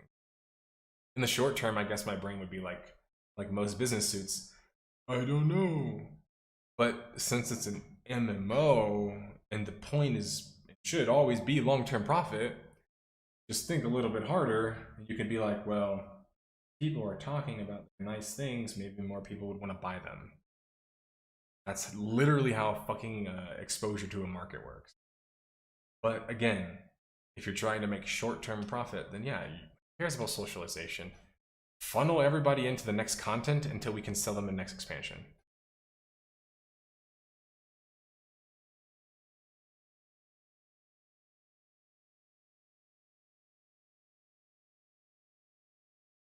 Yeah, Dark Star. Yeah, it's like I worked in construction and construction with other, you know, high-powered construction bros. And, you know, not to go too crazy on it, but it's like, for me, it was even more where it was like everyone would talk about fucking hard work and man, we work hard and all that. And I'm looking around the office and these dudes are just sitting around and I'm just like, bro, what the fuck is wrong with American culture? Like, why do people have to lie about working hard? Like, how pathetic is that? Like, bro, just say you fuck off for 2 hours during your work. Or don't say anything, fucking idiot.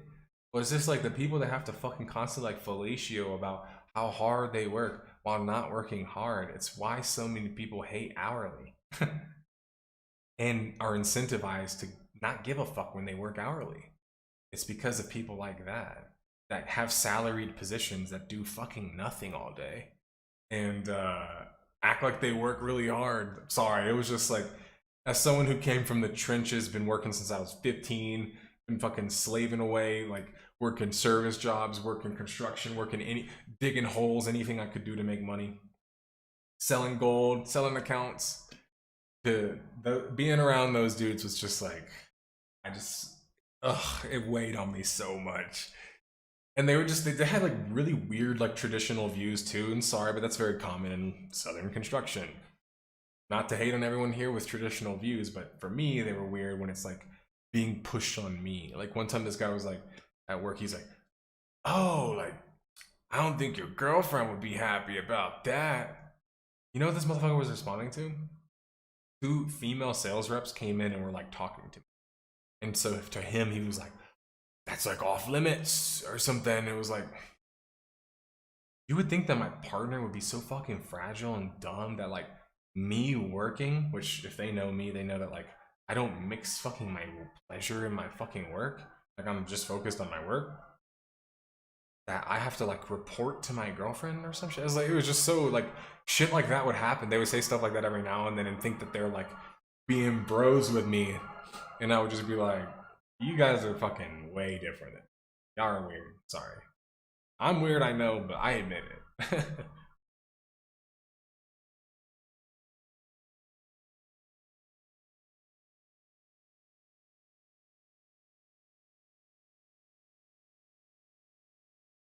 I got no idea what you're talking about, gamer, but how did you know you fought an MMA fighter? Like, where are you talking about fighting? Just randomly? Because it doesn't sound like a street fight.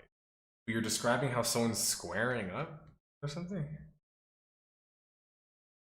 What are you talking about?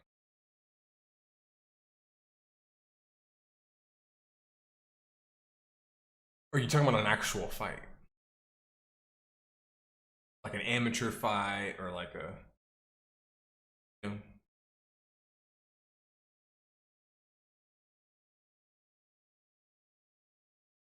I do remember that Maghorn. Agreed, Maghorn. And the unfortunate part about that is that it's making people worse at socialization.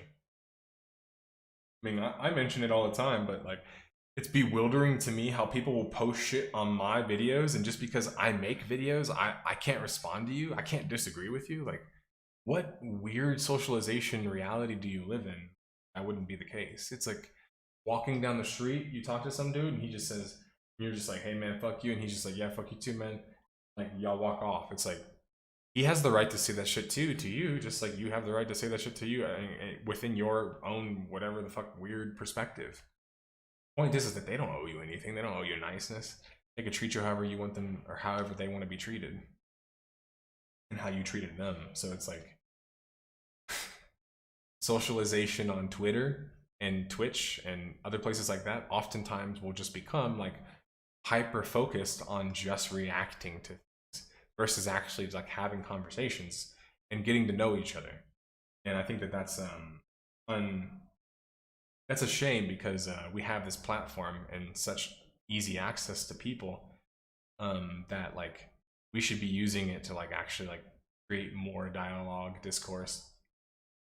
And not that I'm like the fucking bastion or some shit, but like also educate in ways that you can. Like obviously I'm very educated in martial arts and MMOs and video games and stuff, but it's like, but you know, if I can also say something regarding somebody's personal background, or like maybe somebody's antisocial, maybe somebody's got PTSD, they're on the spectrum, maybe they're fucking trans, whatever you want to talk about, I probably got one of those things too. So it's like, we can talk about that stuff too. I think that that's the big part about what's missing, is that that requires people to be more vulnerable. And it's harder to do that too. Socialization is getting wider and wider. People don't want to be as vulnerable to each other.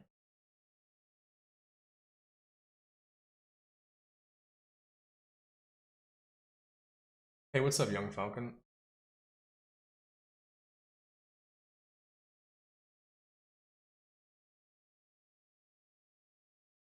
You heard enough about Halo. Yeah, I did remember he made a video about it. I like the Ackman. I haven't seen a lot of his videos, but any video I've ever seen has been entertaining.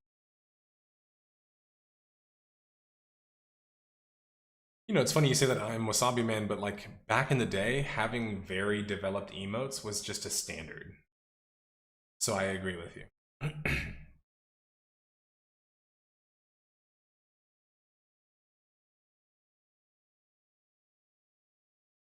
Every time I voice chat in Halo, someone in chat says "shut the fuck up." Well, that's how you greet somebody in Halo. So I'll tell you guys how to socialize in different games real quick. Okay, you ready? And when you're playing an MMO, say that you're a girl and that you're new to the game. Your socialization skills goes up by 10 easily. You know what I'm saying? Especially if you're playing as a girl. Done. I'm just kidding, but my friends would always talk about that kind of stupid shit whenever I was young. No, but seriously, to socialize in MMOs, guys, just level your character up. When you see people doing things around you, wave at them, do a couple basic emotes. They might do them back. Who knows? Maybe you start a conversation from that. It really is that simple. Like, you know, someone mentioned the emotes just now. Like, people laugh at that kind of stuff, but like, I've made friends from emoting at people, from bowing, from waving, from, you know, all kinds of goofy things. And it's like, because that is how you greet people in real life. It's body language. It's seeing somebody. And so I do think that socializing in a MMO requires more of that kind of open-minded perspective to be like, both what kind of content do I want to create or do, and then what kind of people then do I want to associate with to do that with. And so people will complain oftentimes like, oh, my group's like, they're too hard on me, that dubbo. It's like, go join another guild. You shouldn't be with that group if their expectations don't match yours. You see what I'm saying? So like, that's where socialization comes in, is like, find people that match your goals, match what you're interested in, and take a chance, you know? Say hello. Ask them if they'd like to group, add them as a friend, you know? Ask them to go do another group another time. Really, it's just time, exposure, and having an open mind to be like, I want to be able to play with other players. That's how you socialize in them. It's not easy for people that don't have the skills. I might make it sound easy, but that's because I've been playing them for 20 years. But it's when you learn it though, you'll never forget it, guys. It's a skill that you can take with you to your job, to your school, to life, to anywhere. So socialization is always something that's important to develop. MMOs are probably the best game at developing. So that's why I talk endlessly about socialization, how much it means to me, why I don't like that too many of these games are antisocial. Because is it cool if some of them are like that? Yes. Remember, Guild Wars started that trend where it was like, we want to be able to have this world function basically like a world while not having to have the whole like circular 24-hour process of it. And it's like, well, that's actually a fucking genius idea. The problem is that if the games only consist of that, then we don't have many games for us to make friends in. And that's not good, right? Because games like Animal Crossing are cool, but Animal Crossing doesn't make you friends. It's what you play with your friends. MMOs can do more than Animal Crossing. They can make you friends, and then you can send them back to your place to go look at your fucking furniture.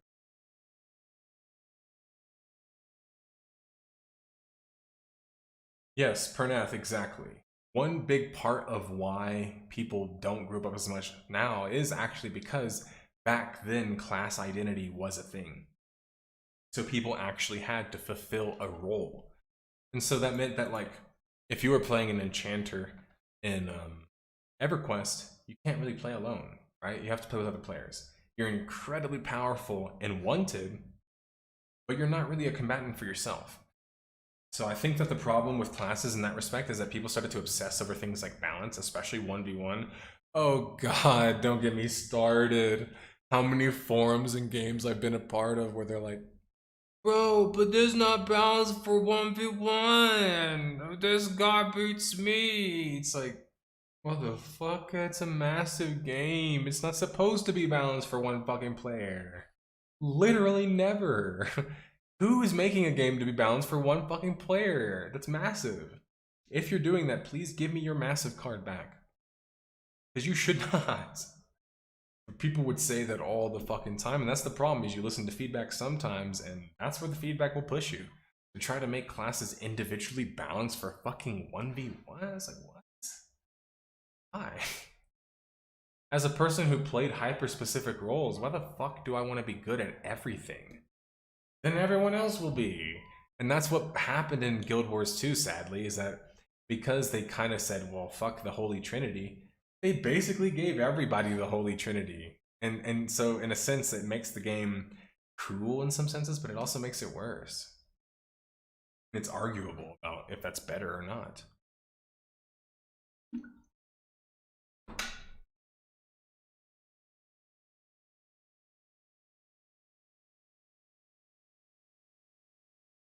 Yeah, ZB, that's how I work with clients. Speaking of which, one of my clients hasn't gotten back to me. But that's how I work with my clients too. Obviously, I bill them like a lawyer, typically. And that's because like money motivates me when I have it immediately to work on a project. And also, I've worked in construction where everything was T&M, which is basically defined as ticketed work. And let me tell you guys, I fucking hated that shit. I don't think you guys understand. Ticket work is like, someone can dispute it. Someone says, but this isn't right, and this is missing this, and this and over here, and you're just like, bro, just fucking pay us, man. Like ticketed work, it's so weird because you're literally on a job site with your gear checked in, and yet you're not paid yet. So it's just like, hated doing that kind of shit. Ticket work. Anyway, so I don't design my work around that now, that's for sure. No, you guys can pay me half up front. That's the only way I work. That's it. Because money motivates me to do good art. Money doesn't motivate me. Meaning, if I don't give a fuck about the art, I'm not gonna do it anyway. Like, for example, did you guys hear about that Days Gone or Days Before? There was like some weird like survival game, and I'm just gonna fucking throw them under the bus because I don't give a fuck. But like, that was supposed to launch or some shit. What's it? Days Before? The Days Before game? I think it's the Days Before. I don't know, some shit like that. Anyway, this was supposed to be some big hyped game. And like, it like motherfucking disappeared literally for a full year. And so then people started reporting about how like, is this game ever even gonna come out? Well, get this. They fucking emailed me and asked me to do an ad with them. But here's the interesting part about the ad. God damn, she got a fatty on her, huh? There's like no texture on her butt. Like, is her butt just like plastic? Dude, she looks like she has a fake butt, doesn't she? Like, look at how her butt doesn't move, but like basically almost only do. Like, asses aren't supposed to function that way. Anyway, beside the point, as an ass man, obviously I have to focus on the kids. Let's focus on the game, which this is literally what has been shown. Some weird, like janky kind of semi-cinematic footage. And then this is what the company contacted me and was like, yo, you know, advertise our game, like blah, blah, like, we'll pay you half up front as soon as you say yes. And I was like, what the fuck? That seems shady as fuck, bro. Like, y'all want me to say yes? Like, you're trying to make sure I fucking say yes, guaranteed? So you're gonna like throw in like the money first or something, you know? Like it was shady, needless to say. So as soon as I saw like what kind of game it was and what the history was about it, I've covered other games that maybe aren't necessarily like my favorite game, but they're real games, and I think that's where I draw the line. This ain't a real fucking game, even if they're paying my bills, guys. Like, I have to actually let you guys be able to click a game, even if it's a dumb game, that you could still enjoy. I can't let you click a game that literally is fucking a dumb game or a game that doesn't exist. Like, I won't stand for that shit. On that note, I have a sponsorship for a dedicated video coming with World of Warships, which is actually pretty huge for me because it's a big sponsorship. It's also my first time doing a sponsored video for Wargaming. I've done an ad for them before on World of Tanks, but this is a World of Warships. I think that's what I said. World of Warships? Yeah, it's World of Warships. So it'll be like a 7 to 8 minute ad for that. And I don't know exactly what they want me to cover yet, but I'll obviously be giving my thoughts about the game. The historical aspects of it, because I'm a nerd. But anyway, like, that's a company that I can work with, because it's like, do they is wargaming the company that like when I wake up I think about and I'm like, oh my god, it's my favorite company. It's like, no, but it's a company that I respect for doing at least like semi good business, and a company that I've actually met many times. And I've gone to PAX in Seattle, so I've actually met wargaming guys multiple times, and I've never had any bad experiences with them. I know that there's a lot of memes about the whole like international secrets like leaking on their forums and shit for some reason, but that's a whole other thing. But anyway, did they not put any sound in this game?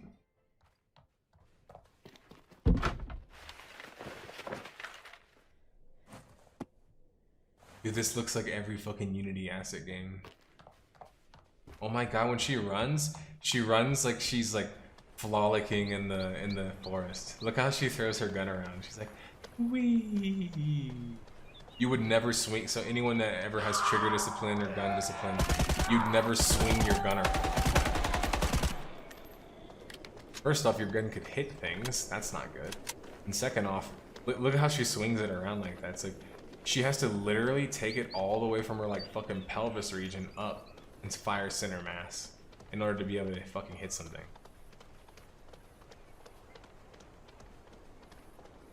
I don't like. I'm really critical of running animations, to be absolutely fair. But yeah. So that's where I'm at on that running animation.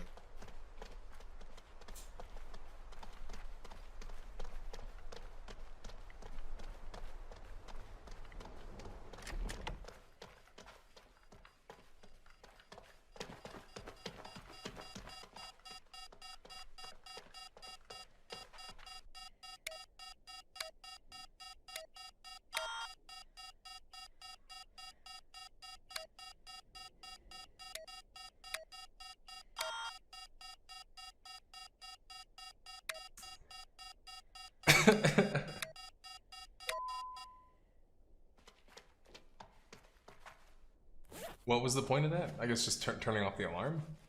But why is the alarm set? What? Wait. What?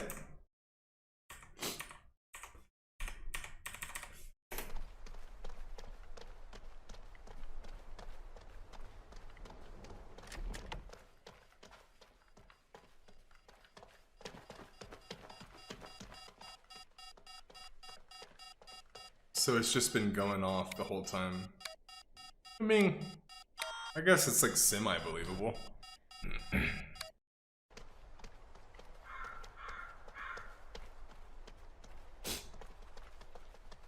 Yeah, like she runs like she has space shoes.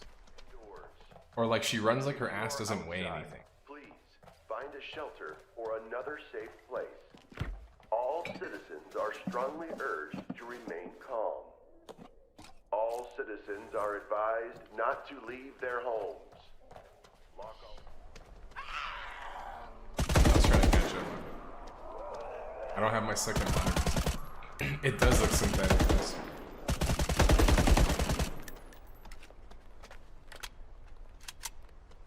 Advertiser skin. Yeah, have a good one, ZB.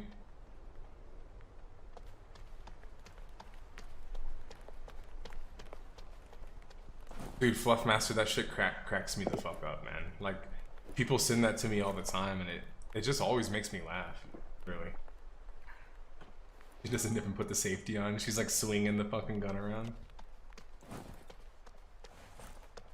Why are the lights still on? But in WDD, do you really think it's gonna have Project Zomboid level fucking like gameplay mechanics, man? They haven't even shown any of that yet. It's just interactables, which you can intuit are interactables, which is like fine, but it's like Project Zomboid's cool because it's like interactables are like fucking everything. So it's like you really feel like, should I be looking around everywhere and trying to fuck with everything? That is not what a game like this communicates, unfortunately. There's so much space just wasted and just running around, you know? Feels like there's a lot less of the daisy hunting for supplies going on, which I actually really like. I like survival games. Anyway, I'm about to fucking fall asleep from this shit, and plus I gotta go soon anyway, so I don't want to fall asleep before I go. The walking does sound like a horse.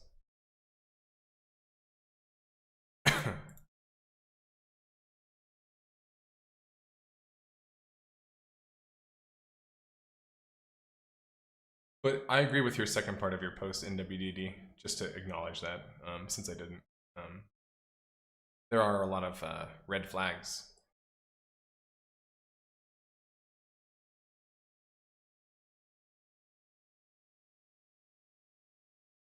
Anybody else got any questions that they want to get in? Because I'm gonna head out here and like, pretty tired.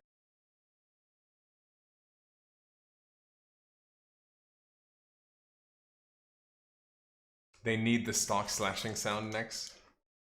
No, they need the Wilhelm scream.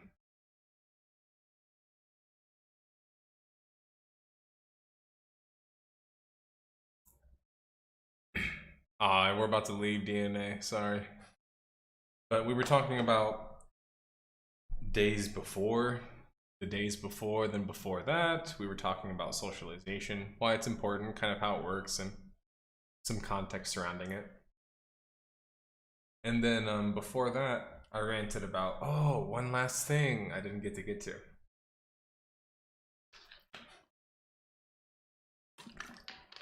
I lied about the 1 minute.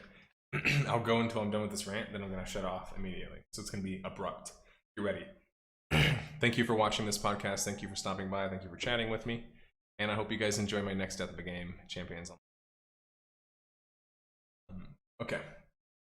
So we were talking about Jedi Survivors. Fuck that name is. Or Jedi Fallen Order. Okay, so Fallen Order. Why don't I like Fallen Order?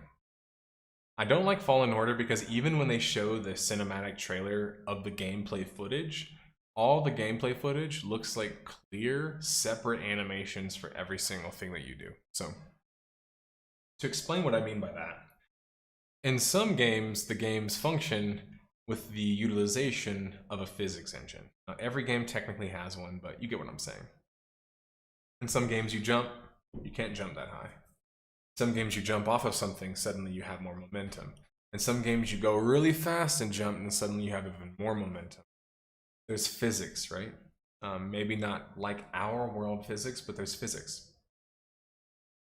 So in a game like Jedi Knight, Jedi Academy, Jedi Outcast, these are some classic action games. There's other examples people here can use for their favorite action games. These are my favorite. And it's because in these games, they utilize a physics engine. And you can feel connected to your character. You can run up walls, you can run the side of walls, you can backflip, you can front flip, you can side flip, you can jump straight up, you can duck, you can roll. There's so many movement options that you can do in the game. Now, none of these are scripted movement options, which means essentially that if I'm attacked while I'm rolling, I can get killed. If I'm attacked while I'm rolling, it's not going to make me like shift into another animation. I'm literally just going to be getting hit and then boom, dying. You'll see my ragdoll just, and that's what happens in Force Unleashed has great physics engine, by the way. So great example, Fran. I know it's a little bit more scripted, but their fucking physics engine with like picking things up and throwing things around is fucking insane. That game is like for me a glorified physics engine and cinematic experience. So good example. But Fallen Order doesn't have that. It doesn't have that organic movement. It doesn't have that like, wow, I can pick things up and really kind of move them in the same way and move myself. And so a lot of the fighting scenes, even the fighting scenes themselves have lock-ons, lock-on attacks, stuck-in animations where it feels like everything is so stuck in place and clunky, right? And people will tell me, but that's like a Souls game, bro. You just got... Okay, maybe I just don't like Souls games that much. I have admitted this many times. They're not really my cup of tea. I didn't even like Resident Evil 4 either. I don't like games that intentionally make it to where your camera model and camera view moves and fucking slow as shit. It's not really that fun and exciting to me, just personally. But the reason why I don't like Fallen Order's combat is that I was playing on Jedi Master, I never played Dark Souls before, and I was breezing through the fucking game, and I was just like, okay, like this shit's like easy as fuck. Like, where's the challenge at? Like, if everything's locked in, so I don't really need to time anything too crazy. Like, I don't need that much mechanics. I just need to predict kind of the moves that I need to do, and once you learn them, it was kind of like rinse and repeat. And so, like, when I'm playing Witcher, my animations and my range matter. How far I am from my target for my sword to connect matters. Everything feels so fucking plastic and arcadey and stuck on each other with, you know, like this. Like, it's like everything's so stuck, and I hate it. I just hate it.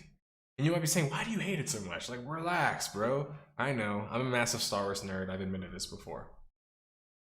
Why I'm not relaxing is because Jedi Academy had physics that a guy fucking designed in like less than 2 years that allows you to actually move your lightsaber around, and the extent of your lightsaber is actually a hitbox, right? So it can actually swing and hit. So like right here, like the edge of the lightsaber will still make contact, right? And even make contact with other options or other objects. Meaning you could fucking run it up against a wall and it'll cut a visual identifier to let you know that your lightsaber just touched that wall. I tried doing that in Fallen Order. You know what happens? My lightsaber goes through the wall. It doesn't even show anything. I'm not. You can look this up. People have made videos about this. When that happened to me, and that was like the fucking second level of the game, bro, I might have started crying and rage yelling. I was just like, I was so mad. I was like, literally, you guys couldn't have just been like, hey, let's just like show some like visual bullshit, even if it's some mumbo jumbo shit. You know what I mean? Like, it was like, no, nothing. Just my lightsaber fucking poking through the wall, showing nothing. It's not even an object of fucking physics because it hasn't swinged as an attack yet. You're funny because and seriously, Des, a proper checkbox. Ever fiddled with the Monster Hunter series? You know I haven't, and I actually feel like I would like it. So I don't know why I haven't exactly. Maybe because I was such a PSO fan and I just haven't made the shift yet. I don't know. But yeah, just that's why I didn't like it, guys. And other things too is like when you jump in that game, the jumping feels like it's like, okay, here's where you jump, and then okay, right here, it's triggered right here. As soon as you hit here, jumps you to the other side. It's like there's no fucking movement. It feels worse than Persona 5. Remember Persona 5, you have the little fucking jump sequence? That at least feels more active than the fucking fight sequences and the jump sequences I've experienced in Fallen Order. And then don't get me started on Academy, because Academy is literally physics-based, which means I have to fucking jump my dude over myself and actually aim him. So half the time you'll fall off and die, which, trust me, a lot of fans will tell you about. It's hard on that fucking Dune level in Academy, where that little like sand snake comes through and you have to jump on the little fucking pieces of debris. But that's fun to me because I'm controlling my character. My character moves, you know, like it's active. So I like that aspect of the game. And the combat, I mean, lightsabers just fucking locking on each other, just spinning around, chopping people's arms off, legs off. I mean, just killing like people with like roll through like execution style. Like, dude, I mean, like Jedi Academy was like the amount of fucking like action sequence. Let me see if I can find a video of someone doing like epic Jedi Academy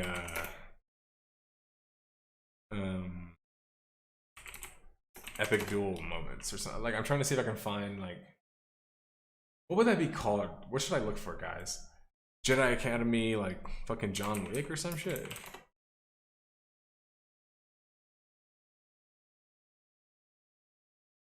Jedi Academy, maybe speedrun? Because the speedrun though, they might not fight them.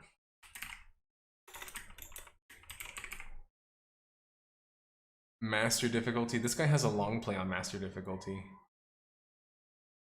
I just want to skip to the last level because everyone who's ever played the game knows that the last level is literally an entire fucking cinematic experience. If you've never experienced it, guys, you're in for a treat, seriously. Like, go buy that game for like pennies, and I'm pretty sure it's on like most of the this guy beat the Jedi Academy bosses without the lightsaber. That's hilarious.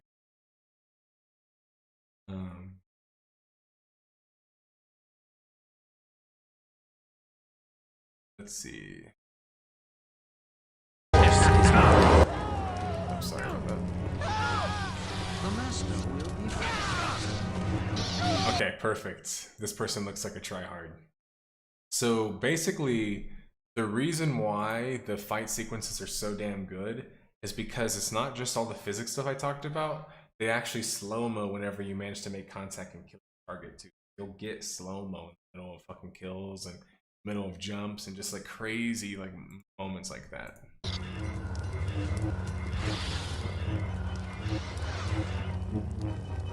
Forget it.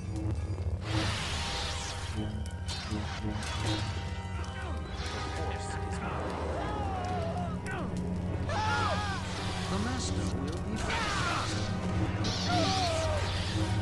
Look at that, he sliced his arm off. He killed his own teammate. You need to redo this save, bro.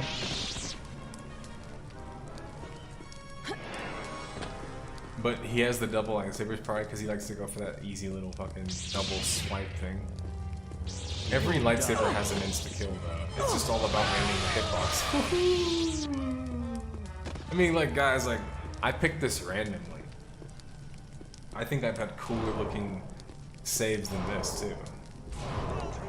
Which to me just goes to show you that, like I said, this last level in this game is literally a cinematic experience.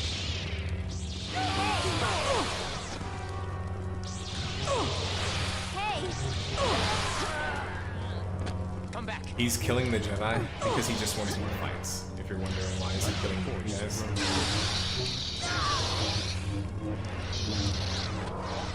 If you attack the good AI in this, they'll definitely attack you back.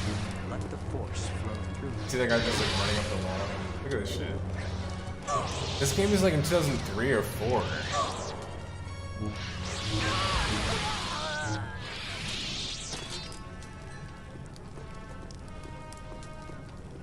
And when you play, it's even better. So, needless to say, one of my favorite games ever.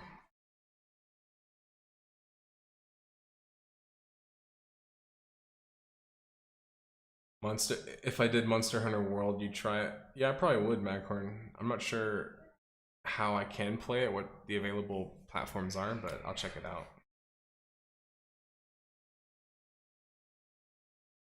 PTSD from the sandworm, exactly.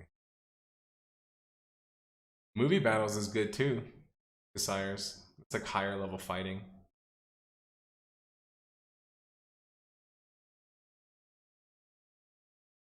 And let's put all the JK2 mods and put them in. Exactly, Ryan. In fact, I can't tell you how many times I'd throw my lightsaber on purpose, knowing they're gonna parry it down. They parry it down. You wait for them to walk towards you, and then you call the lightsaber back, and it would slice through them and do like a little bit of damage, just a few points, but it was like my easiest way to get free points of damage hit on somebody. Now, the downside is if they parry it again while it's flying, it'll get knocked away again. You have to like try to grab it, but pretty much never happened. Have I played For Honor?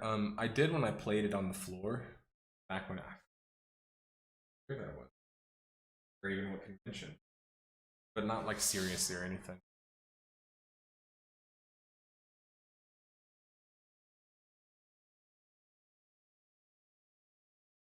Yeah, I mean tactics like that, Pranath, but also knowing the ranges of the hitbox was so important because with a lightsaber, since it's double-sided, right, like kill from any angle, you can utilize that in a game like Academy, which is genius, where when you swing, if you pull your character back, you can get another swing off. So that's what makes the game so cool, is like you go to swing, and when you hit your target, you can swing away and then try to avoid him, and then from that situation maybe you don't get hit back, but you could also swing and then move your character back in to try to swing again. See what I'm saying? So without even having to attack again, but just because your lightsaber is hitting them, and if they don't aim their lightsaber at you, they won't be able to block your swing. That's how you're able to do damage to people.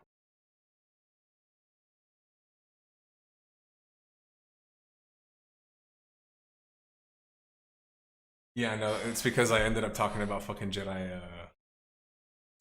I already forgot the name, Fallen Order. But no, I'm out, guys. I gotta like take care of my voice today anyway. So. Exactly, Def. Exactly. You could make your swings faster and extend your ranges. Just a lot of cool stuff like that.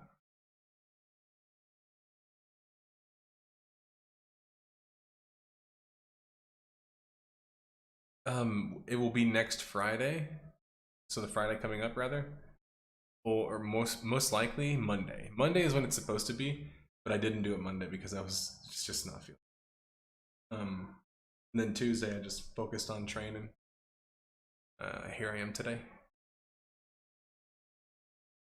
I'm like over here like wiping the shit out of my eyes. It's because I wake up so damn early because my dog's like clockwork. Anyway, I'll see you guys later. Have a good rest of your week, and I'm just gonna keep trying to recover so I won't be more sick. And I hope you guys enjoy the next death of the game. Peace out. Let's hit the